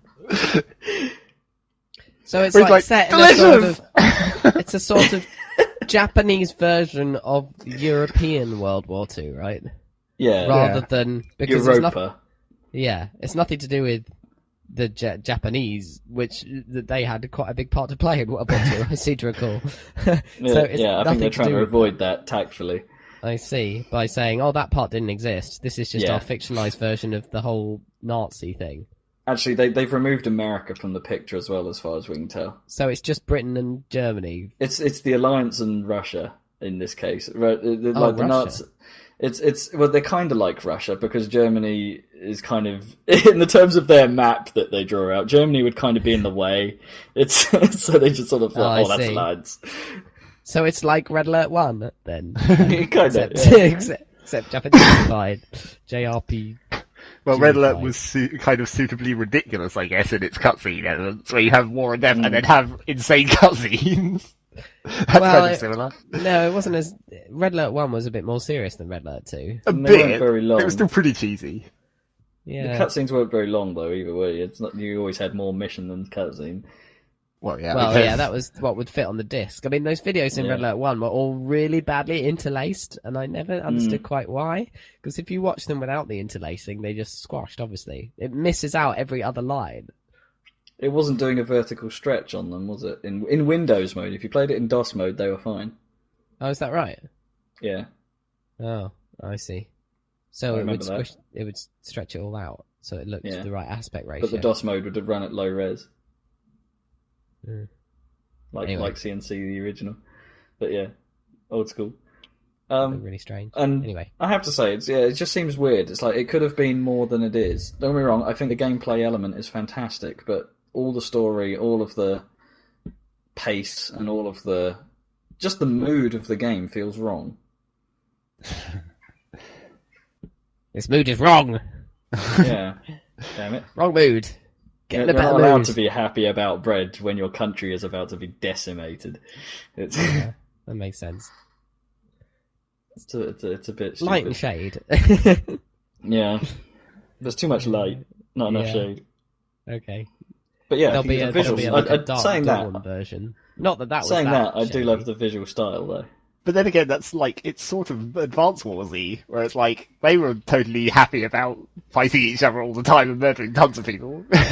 That's true, but they didn't make too much of an effort of, I don't know, maybe it's something about the top-downness of it, where it doesn't feel quite so... Yeah, it's a bit, it is a bit abstracted, and it's not, because in Valkyria Chronicles, it's like, the literal people are literal guys on the field, not like a unit, not like a little representation of 5 dudes that runs around. Yeah, it does make you care about not having your guys killed as well, because they can permanently die, and then they're not in your roster anymore. What happens? What would happen? Because at the start of the mission, it's like, you'll fail this mission if the main character dies, but what about the, like, close secondary characters, like the woman or whatever? What if she died? Yeah, it doesn't seem to put those as fail points, does it? That would quite fuck up the story. Maybe you'll find out. I wonder if that's worth trying. Just make an extra save point, get everyone killed, and then... Well, you might find out organically by just cocking up. Yeah. But then, of course, you'll reload, because no one likes actually accidentally having someone die in a game. It's just the same as Final Fantasy Tactics, where it's like, permanent death, what? Just reload. Well, unless they're a shit character you don't care about, then it might be fine. But, you know. Maybe. Or the really bored sounding guys. That's always funny. Yeah, I'll do that. No. That's what you get. I'm really reluctant to shoot this man. Or that guy, the anti-tank guy who's like, I bet I'll miss, as he is in fact missing. That's helpful. Damn you. That was great. I bet I'll miss. Yep. Cheers, man. Awesome. How old is that game then? It's quite old. 2008, I think. Maybe earlier. Okay. It was an original PS3. I mean, did you buy it in a shop? It wasn't an PS3 update exclusive. from an old No, I'm system. currently stealthily borrowing it, to be honest. But, I see. Okay. No, Valkyria Chronicles was a PS3 original and exclusive. That's right. It has since had a sequel on PSP. Yep. And a third one on PSP on the way as well. Although people said that the tone of the PSP game is even worse than the PS3. Like the second game goes into it becomes a high school drama. Like because this world, I mean, this world has the idea of conscription and stuff like that, and it's so basically the majority of your squad are kind of kids, basically. I mean, your the main character is 22, and I think Alicia is like 17 or something, and you can literally choose a 12-year-old from the roster. And that's kind of Child grim, soldiers. except it's not. It's not in the game. No, they just allow anyone to volunteer, basically. They don't have morals. Fuck this country. It's... But... Yeah, so apparently the second game is even worse from a mood standpoint. Standpoint.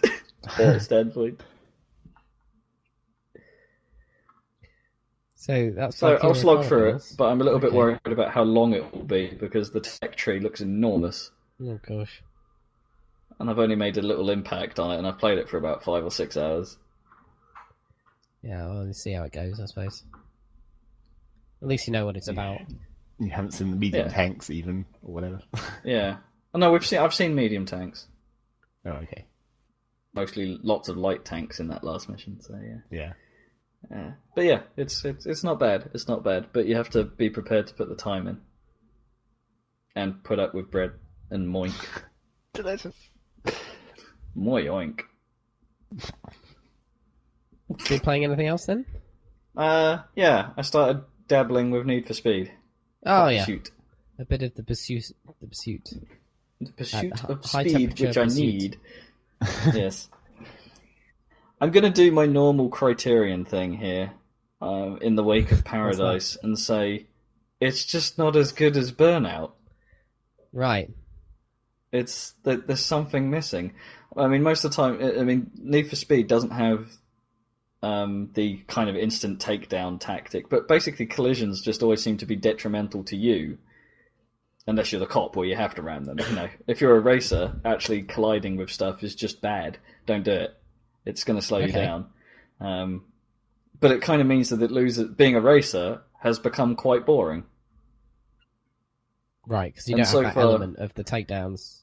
Yeah, you can't really be aggressive.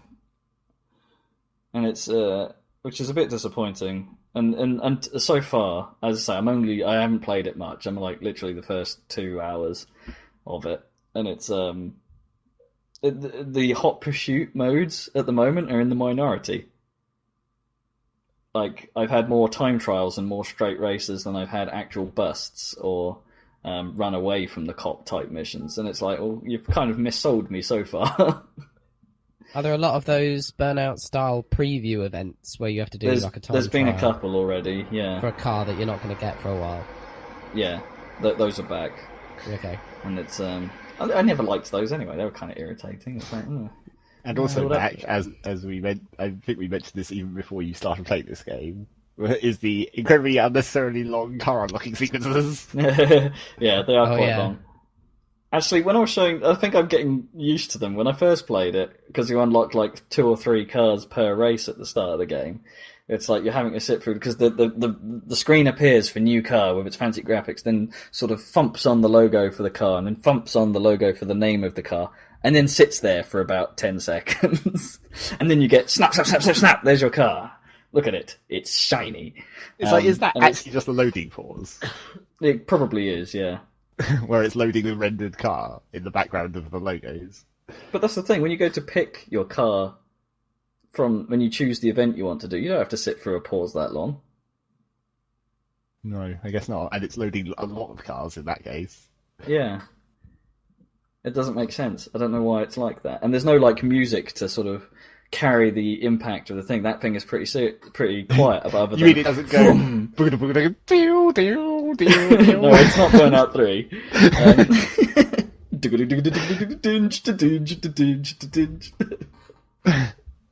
Burnout 3 was great. Yeah, it is great. And Burnout Revenge on Xbox was just as great, if not more great, in my opinion. But yeah. I'm still a preferer of 3 over 4, but it's close, to be honest. Yeah. They're pretty much the same game, aren't they? So yeah, they're pretty similar. Oh, although, yeah, obviously 4 introduced the traffic checking, which is a bit weird. But it's a bit weird, yeah. I'll admit that was 4's kind of downside, but it's... But it looked a lot better on the 360, so... HD helps so much. How do you think... What do you think of the sort of drifting compared to, say, Burnout 4? Well, the steering in general is even heavier than Burnout's. Yeah, it's heavier. I mean, Burnout's handling was always a bit, you move the stick completely to one side and nothing happens. But this is even worse. If anything, you move the other way.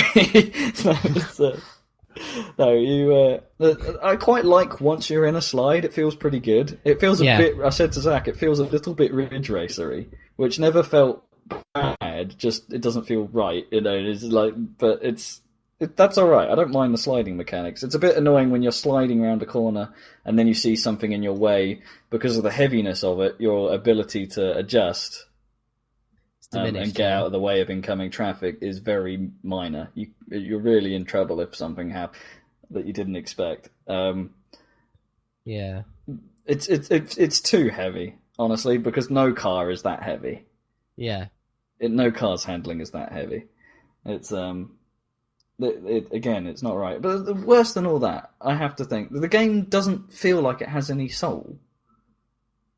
Unlike with Burnout and stuff, where things would be happening and you'd have I loved Burnout's thing. Admittedly, it happens too often, but where things like pop onto the screen, like grinding or trading paint or takedown and shit like that. It was at least doing stuff, and it felt dynamic and stuff. This has boring text that comes up on screen saying 1 mile to go. Yeah. It's the whole feel of the game feels like it has no soul. It has no. It strikes the wrong chord for me. The music choice in the middle of the race is not great. Because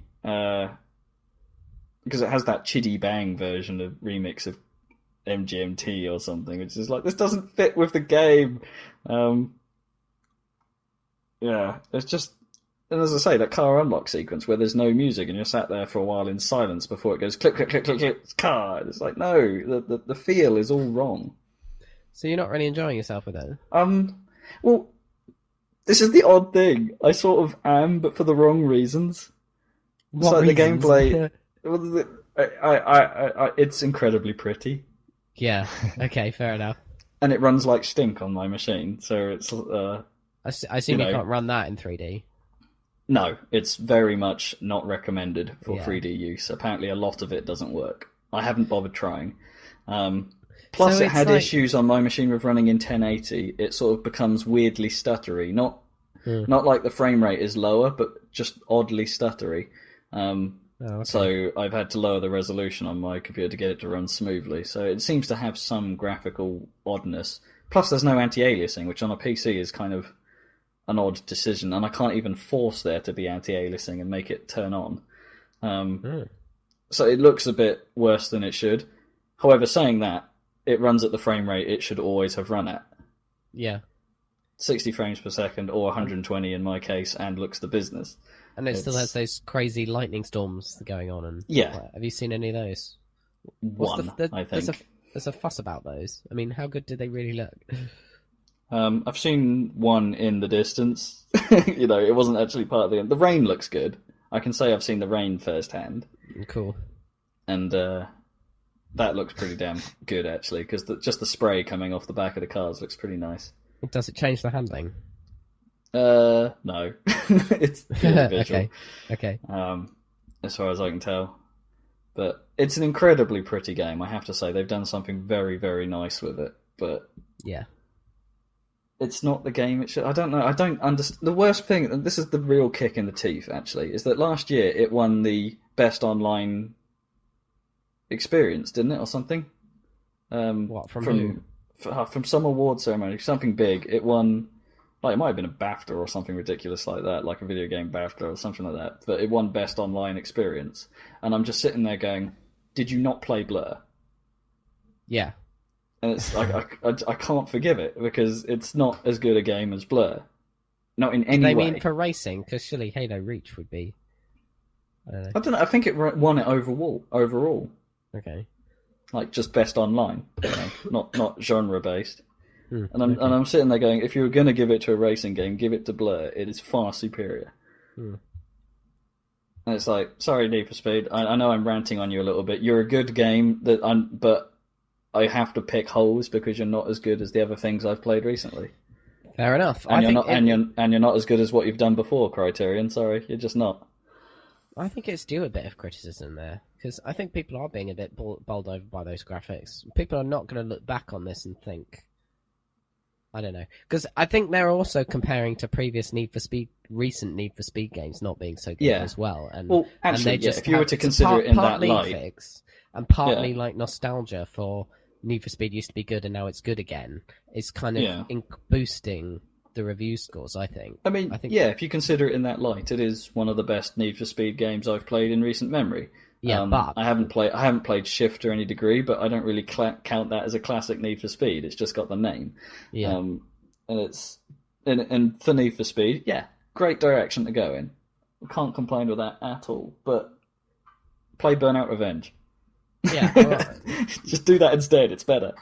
Make another Burnout and make it awesome. Yeah. Or speaking of making another Burnout, have you heard about the Crash? The Burnout spin-off they're doing? Is that Burnout Crash? Is that? Yeah, something like. Well, no, it's not even Crash. It's like a top-down thing. Yeah. Is it for smartphones? Is it for smartphones? I think it was going to be like an arcade release. It's a puzzle game based on the Crash mode. I think that sounds kind of fun. Not a racing game at all, but it already was a puzzle game, basically. Yeah, exactly, and that was good. I mean, I'd play that if it was on the iPhone. I'd probably play that. But from top down, what kind of? The trouble is I can't visualize this correctly because I'm sure it's not. No. When I see it, I just see like GTA 2. Yeah, I'm sure it'll have better graphics than that. I don't know. Those graphics were okay in 2D. Had nice coloured 2D lighting in GTA 2. Anyway. Oh, and the other confusing thing I wanted to say on the subject of Burnout and 3D, Burnout Paradise is actually, when you install the NVIDIA 3D drivers, you get a slideshow of like screenshots from games that they say, oh, play in 3D, this will work. And Burnout Paradise is one of them. Except on my machine, it runs glitchy as hell. It's like it not because the graphics are bad, but because the frame rate suddenly goes incredibly twitchy. Even if I turn 3D mode off, with 3D vision enabled, it just goes all a bit twitchy and a bit strange. And it's like, I've had this running on this machine absolutely fine in the past. Why is it now not working because 3D vision is installed? So yeah, NVIDIA fail. Okay. So how are we doing? Is that all the stuff you've been playing? I'm sure there was more, but that's the important shit. Okay, so me and you played a bit of Portal 2 co-op. Oh yeah, I'd forgotten about that. So how far have we got? We're like halfway through with that, aren't we? But I thought we'd take this opportunity to talk a bit about Portal 2 since I have finished it now, obviously, and I went through it. Shall we at this point sort of shout in and go, possible spoiler alert? Yeah, do you think Dan's finished it? Everyone else in the entire damn world better have by now. What, do you think we're going to go straight into spoiler? Yeah, let's do it. Should we just say spoiler alert? Our spoiler cast bit now, because I don't think there's that much. How long do you think we're going to talk? Because I need to talk about LA Noire. So just do a bit of. Maybe you should do that first. Yeah, no, fuck it. Talk about LA Noire. Yeah. Okay, and then we can always record a special spoiler cast if we need to spend an hour talking about Portal 2 backstory, which I want to do. Anyway, so games I've been playing. Okay, I played a bit of Assassin's Creed Brotherhood. I like that game, but I'm starting to think that I prefer Assassin's Creed 2, even though the combat in Brotherhood is better. If they patch that into 2 or something, I don't know. I didn't think it was that bad in 2 anyway. So I just like the cities much better in 2, and so it's more about the setting rather than the mechanics that are holding. Yeah. They haven't ruined anything. The mechanics are virtually identical, apart from improving the combat. But the setting I don't like quite so much. I mean, Rome is huge, and it hasn't got as much character to it as Venice or Florence. And also, I'm finding it very annoying because you can use a horse to go anywhere, and they're these big sort of the hills of Rome and sort of countryside areas. But the hills are made in such a way that it's quite hard to find your way to the top of them. Like when you're navigating the map, you end up running into a cliff that you have to then skirt all the way around just to get to the top. So when you're looking at the map, you can't really tell how you need to where you need to go, the path you need to take in order to get to where you need to go. Because you keep running across a big cliff that you can't even climb when you're off your horse, let alone, take your horse with you. And vice versa, that you're on top of a big cliff and you need to get down to somewhere below. And, so basically more map fail. Yeah, the problem is it would be all right if it had the GTA style sat nav, and it doesn't. If you could just press, or Red Dead style press, I need to go here, and it shows you a circuit route that you need to take. That would be a lot better. But and it happens all the time because Rome is like full of hills. I don't know, it's the 7 hills of Rome or something. Anyway, yeah, is that right? Yeah, something like that. So that's a real pain. So, yeah. But, I mean, it's a good game. It's definitely good. But we've just announced another game for this year. Assassin's Creed Revelations. So, this is the final chapter of the Ezio story. So, they're stretching Ezio into 3 games, having presumably originally the plan was, okay, Altair first game, Ezio second game, another Assassin third game. Bish bash bosh, but then it sold so well that they thought. And Ezio was a cool character, is a cool character, and he's much better than Altair. And the Renaissance setting suits it almost better than the sort of Crusade setting of the first game. So, but the thing about this new one is it's going to be set in Istanbul or Constantinople, as it was known, and that's kind of halfway geographically between Italy and Israel or wherever, Jerusalem. So and it's going to have both characters, so presumably you'll play as different time zones as Ezio and as Altair, and that's what everyone's been sort of worried about. Yeah, can we not have stupid time travel puzzle solving where it's like, if you do something in one time it modifies it in the other time? So presumably it'll have that, and also there's no way of knowing whether the Brotherhood mechanic of the Guild of Assassins will transfer over from Brotherhood into the new game, because maybe only in Ezio's time. Maybe it won't at all. Who knows? Anyway, but it's like, goddamn, I have to get through Brotherhood now. But I mean, it's good. It's really good, high quality, and I've been doing the little Leonardo's War Machines missions. I've done a couple of those, and they're really cool set pieces. The first one was really stealthy, and I just had to do one where I had to use canals, and I had to follow this gondola through these canal systems, and then at the end I got to use a boat with a cannon on to destroy a whole bunch of man-of-war ships. So it's way cool, but I just think it's not quite as good as 2. But it's not really surprising. I can't really I suppose. Explain why. Yeah, I think it's just a feeling. I think mechanically it's as good, and the storytelling is probably just as good, although it does feel like they're kind of extending a story that they didn't finish it in 2, but it seems like not as many dramatic things are quite happening in this one. But I'm sure that'll change. I mean, because they introduced new characters and stuff.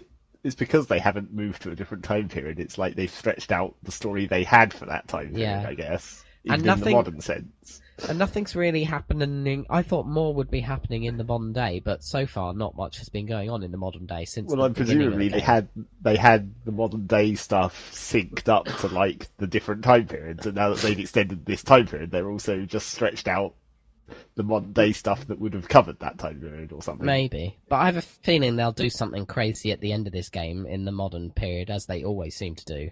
Or there's always something that you want to know more in the next one, so that'll be what will happen. But because the next one's called Revelations, it's like we're not going to find anything out until the next game, are we? And I haven't even finished this one, and I already know that nothing is going to be explained until the next. The annoying thing is how is this going to fit in with the? Well, not that I care about this storyline, to be honest, but the actual Animus storyline and stuff, because they seem to be focusing on these 2 guys. Do they think it's like Ezio mainly? Do they think that it's that they're getting close or something, and then they realise they've been barking up the wrong tree for ages or something at the end? I doubt they'll just not count Ezio, because he's like, it's obviously going to come in. They're going to have to write their way into an explanation for everything. So I'm sure they'll pull something off. But anyway, so. Good game, but I would suggest playing 2 if you hadn't if you were interested and hadn't played that. Is it just me, or is it starting to reek slightly of milking it? I mean, I know it's good. Slightly. If it's a good thing, then there's lots of it. Yeah, not normally a bad thing. But seriously, and just 1 year until the next game comes out? That seems awfully fast. Well, that's what we thought about Brotherhood, and it's really high quality, and there's loads of it. But it is slightly the same game. It. Yeah. Although Istanbul is at least, I have a feeling Istanbul's going to have more character than Rome. Put it that way. Just because it's a different, different architecture, different country, different time, all of that stuff. So yeah, we shall see. But still enjoying it. Anyway, I should get on to LA Noire since we're going to run out of time again. Yeah, well, I don't know. So. LA Noire, you guys have seen it because you saw the case. We played a case. I got you guys over to watch. Oh my god, the face! Yeah, so the faces. It's maximum face. It is maximum. I don't think it's maximum face in that sense, though. No, unfortunately, no one has a maximum face. So first things first. But that's kind of the point. It's like subtle face. If you don't already know, so. Red Dead Redemption turned out to be Grand Theft Horse. And this, LA Noire, is not Grand Theft 1947, as it could easily have been. But it is not. It is a straight, basically, an adventure game. Straight linear adventure game. I mean, it has taken the adventure game and really upgraded it for the modern day, unlike, say, the Telltale games, which are basically the same as the old games. Aren't they? Just with nicer graphics. But they're basically the same, as nothing has changed in that genre. They haven't really changed the fundamentals of how they worked.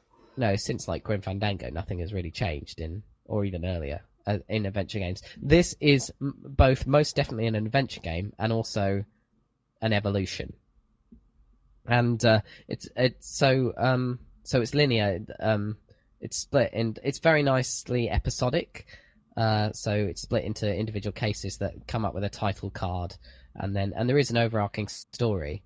But you can play one case at a time. They take about an hour and maybe an hour and a half for the longer ones, and they each have their own cast of characters. And so, I mean, you guys know how it works, right? I mean, what do we need to explain? So basically, the mechanics are get evidence, discover crime, get evidence, interview people. Charge. Yeah, basically. You move between locations by driving through an open world, perfect recreation of Los Angeles, 1947.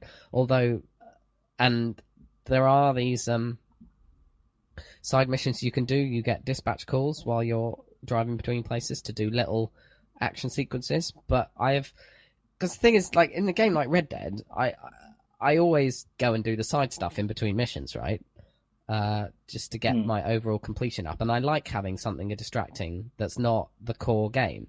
Whereas in this, well, when they worked, yeah, when they work. Well, I don't just mean the random events. I mean also the side missions.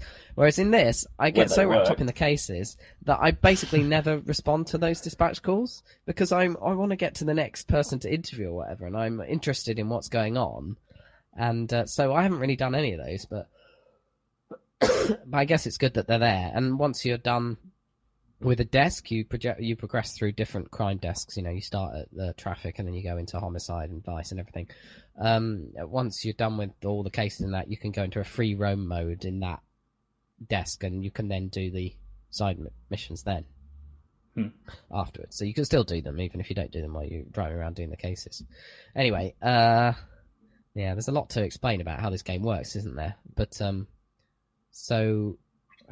It's more of a call your bluff game, isn't it, really? It's but the majority of the gameplay is in responding to what people say and discovering, deciding how to play the next card, whether you doubt what they're saying, whether it's an outright lie, or if you're going to just accept what they've just said.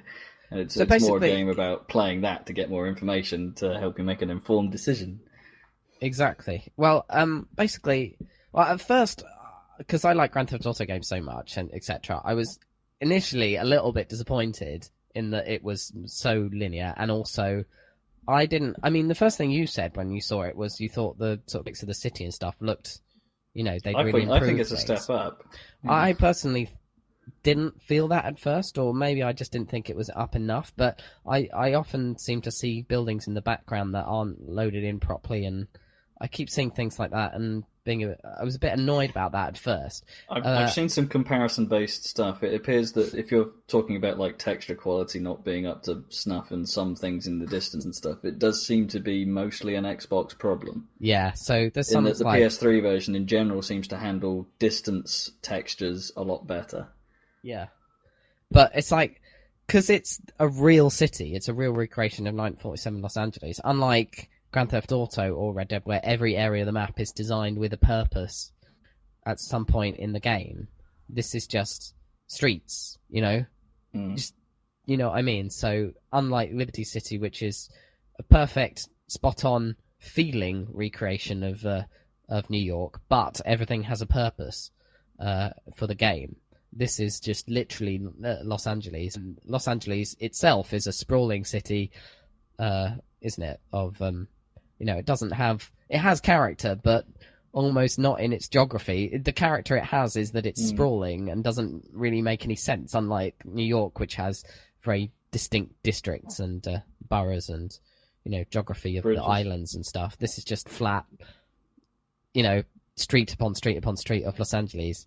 But that doesn't really matter because... so at first I was kind of getting a bit disappointed, but then you start getting into the cases, and it has that, what you talk about, Rob, it has that hook. Like, once you start getting into the stories and everything about it, you just want to go back and play the next one, you know? Yeah. It really has a hook to it. The one I saw was kind of like, it felt a little disconnected, but presumably it's got this, you know, like a lot of like TV drama, had this overarching plot eventually. You start to come in, and you can't help but wonder, well, where's it going? What are you going to do? Well, you saw one of the ones on the homicide desk, and I think the homicide desk is the first where you start to get the overarching story. In fact, I think that desk itself has its own kind of self-contained overarching story throughout the cases on the homicide desk, and then there's a whole story for Phelps himself, the main character.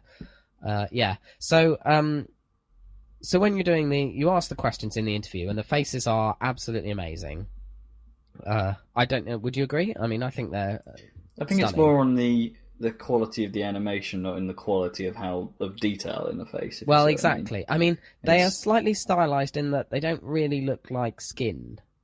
No, but it's got the GTA problem, I think, in that respect, where the GTA engine just isn't very good at rendering a lot of really high detail stuff.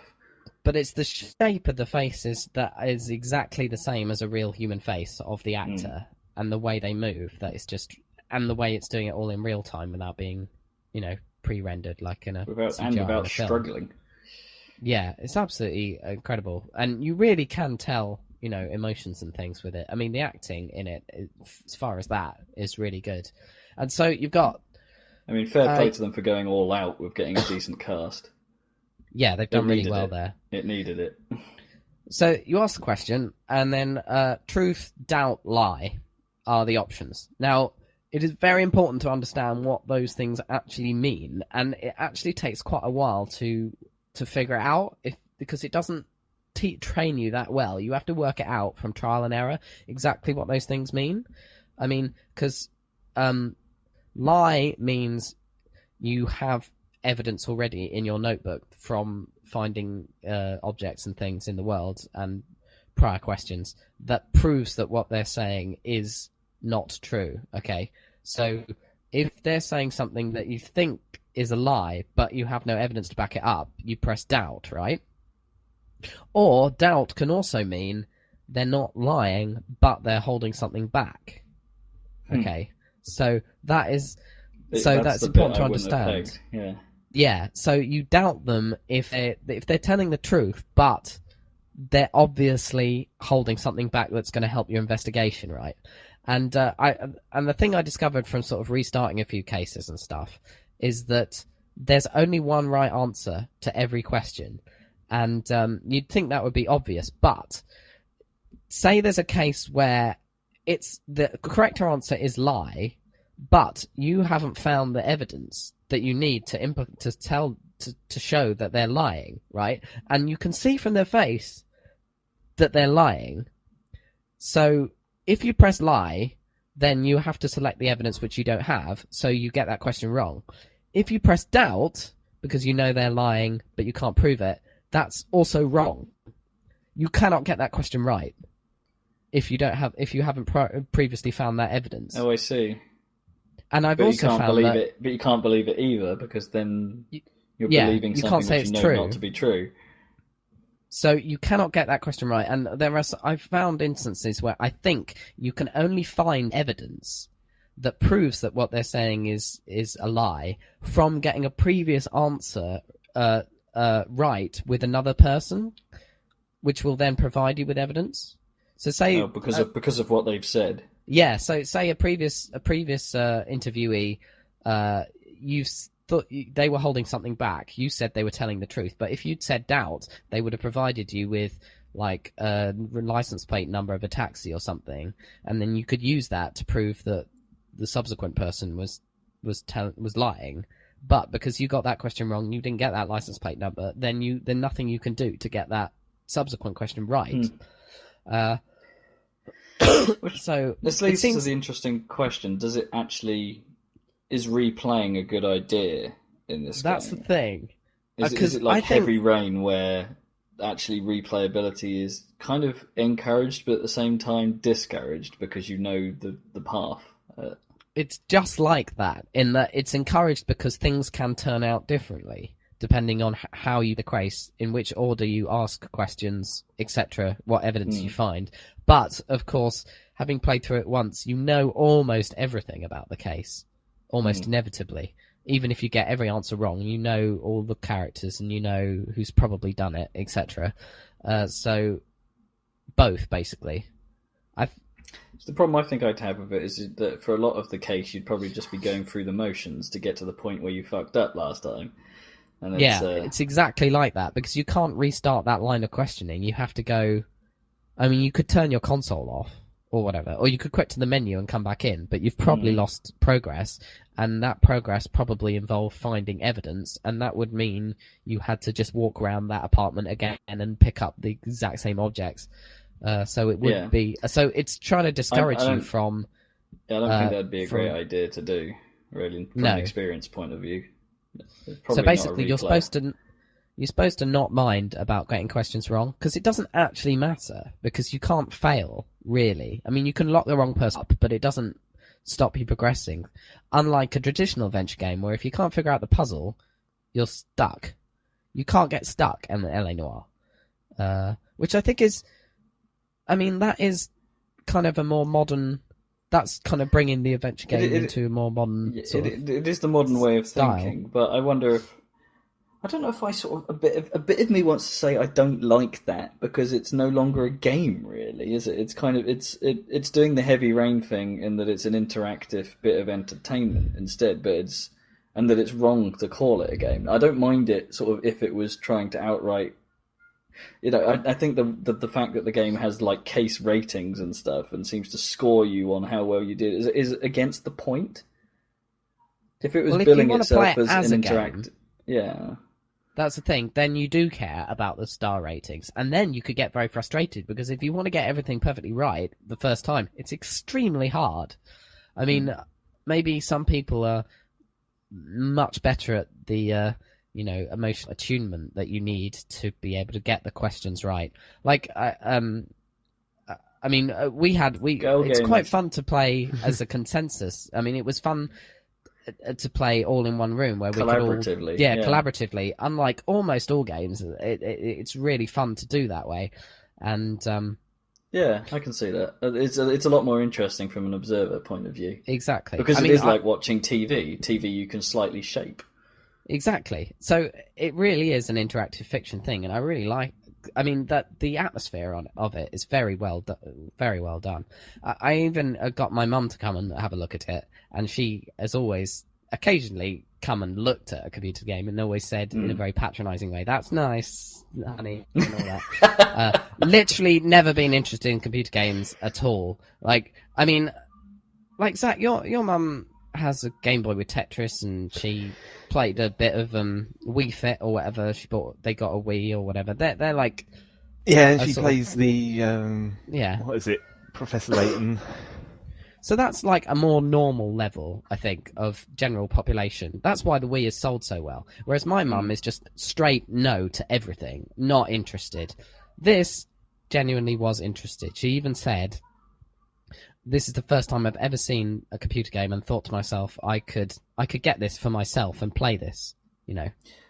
And then the combat sequence happens. Well, that's what I said to her. I said, "Well, the trouble is, it would take, I mean, you can skip the action sequences if you fail them a certain number of times, which is kind of a interesting feature they put in there for people like my mum, I suppose. But the trouble is, she wouldn't be able to navigate the character around the world with a third-person camera. That would take a while, you know, to learn that, and she would have to push past that.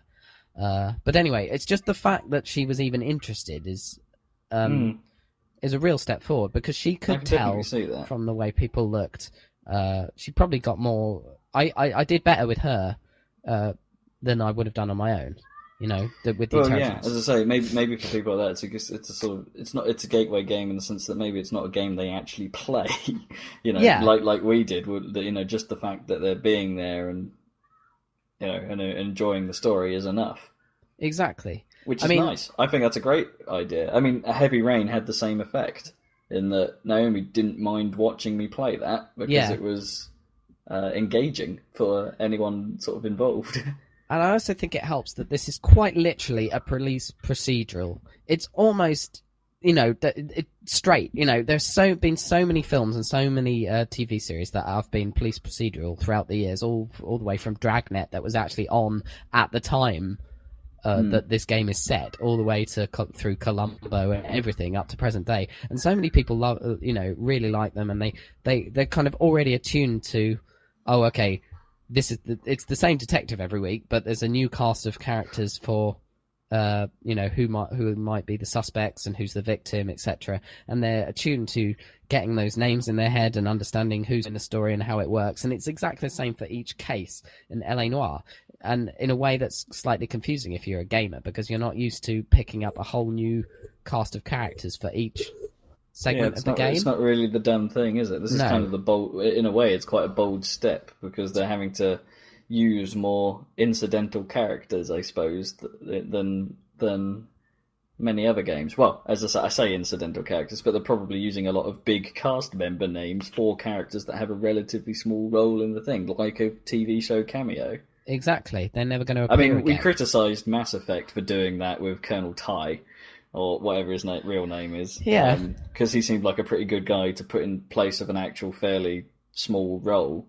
Yeah. And it didn't make sense in the Mass Effect sort of way. But for this, I wholeheartedly can get behind it. It's like little cameo roles make sense because of the sort of serial nature of it. And I think this serial episodic nature is perfect, much better than the Telltale stuff for literal episodic content. Like, if they started doing DLC cases, I would be so up for. I would pay for those. I'd be so up for that. That'd be great.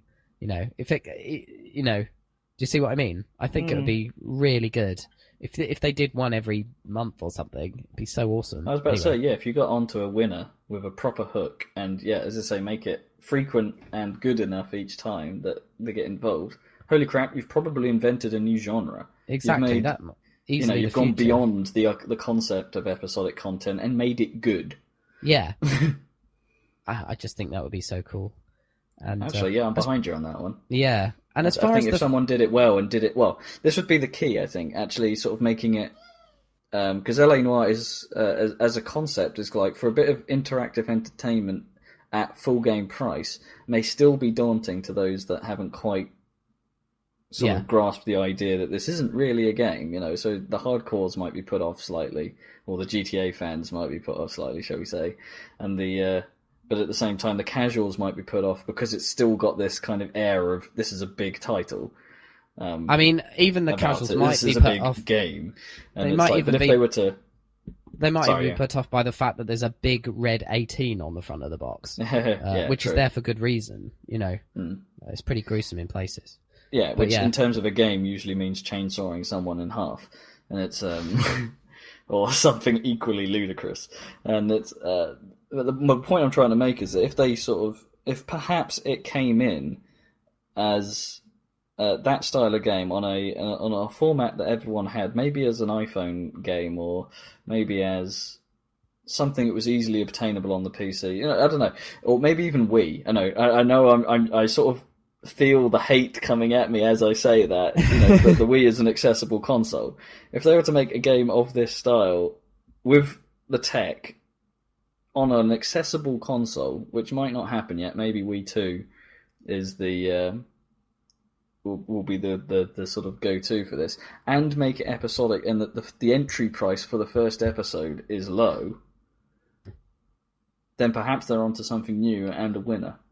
But for where we are now, I'm really liking LA Noire as it is. It's really good. I mean, it's just so absorbing, and you just want to play the next one the moment you finish the previous one. And it's one of those rare games where, even though I think it's not as polished as GTA or other Rockstar games, in some senses, I mean, obviously the face stuff is really polished, but just little things like the way we couldn't accuse that other guy, and I didn't quite understand why, and I think it was because I hadn't collected enough evidence on him, and etc, etc, etc. And now I'm thinking maybe neither of those guys had done it. And anyway, but little polished things that aren't quite there, but just the hook of it, the way it's one of the few games. You really like a game if you're thinking about it when you're not playing it. Like I used to have that with Grand Theft Auto and stuff. But I've dreamt of Team Fortress. Yeah, exactly. Anyway, so we're running out of time now, but and the face stuff. This must be like 3 or 4 minutes at this point. Yeah, we got like 4 minutes. The face stuff needs to be obviously from my mum's reaction. That stuff needs to be in games in the future. Everything's going to have that in. It somehow avoids Uncanny Valley. Other than I'd like to say, I still think there's probably a slight mocap challenge in the sense that the face and the body still look a bit disconnected at times. Well, they're talking about, because it's sold well already, so they're talking about full capture for possible sequel or whatever they'll do next. But I think this will be in all games eventually, but I think it presents an immediate problem for Mass Effect 3. That's not going to look good. That is a problem. But then again, Heavy Rain put a problem on Mass Effect as well, to be honest. But a lot of Mass Effect's voice work isn't, facial animation isn't actually tuned, is it? It's kind of it's not like each bit of speech has had the face animation done for it, or at least it doesn't look like it. Especially with the aliens, they've sort of made it so they've had a sort of like a sneaky preview. So I know Mass Effect 3 has been delayed by a couple of months, which I was quite happy about, because it feels like it needs a bit more time, to make. I'm a bit more annoyed about Gears of War. I thought that was supposed to be coming out like now, but it's not coming out till September. Oh, well, at least it's this year. But anyway, Well, yeah, I know, but it was supposed to be last year. Was it? Shit. I think it was originally penciled for a 2010 holiday, and oh right, okay. Well, they've obviously delayed that by a year.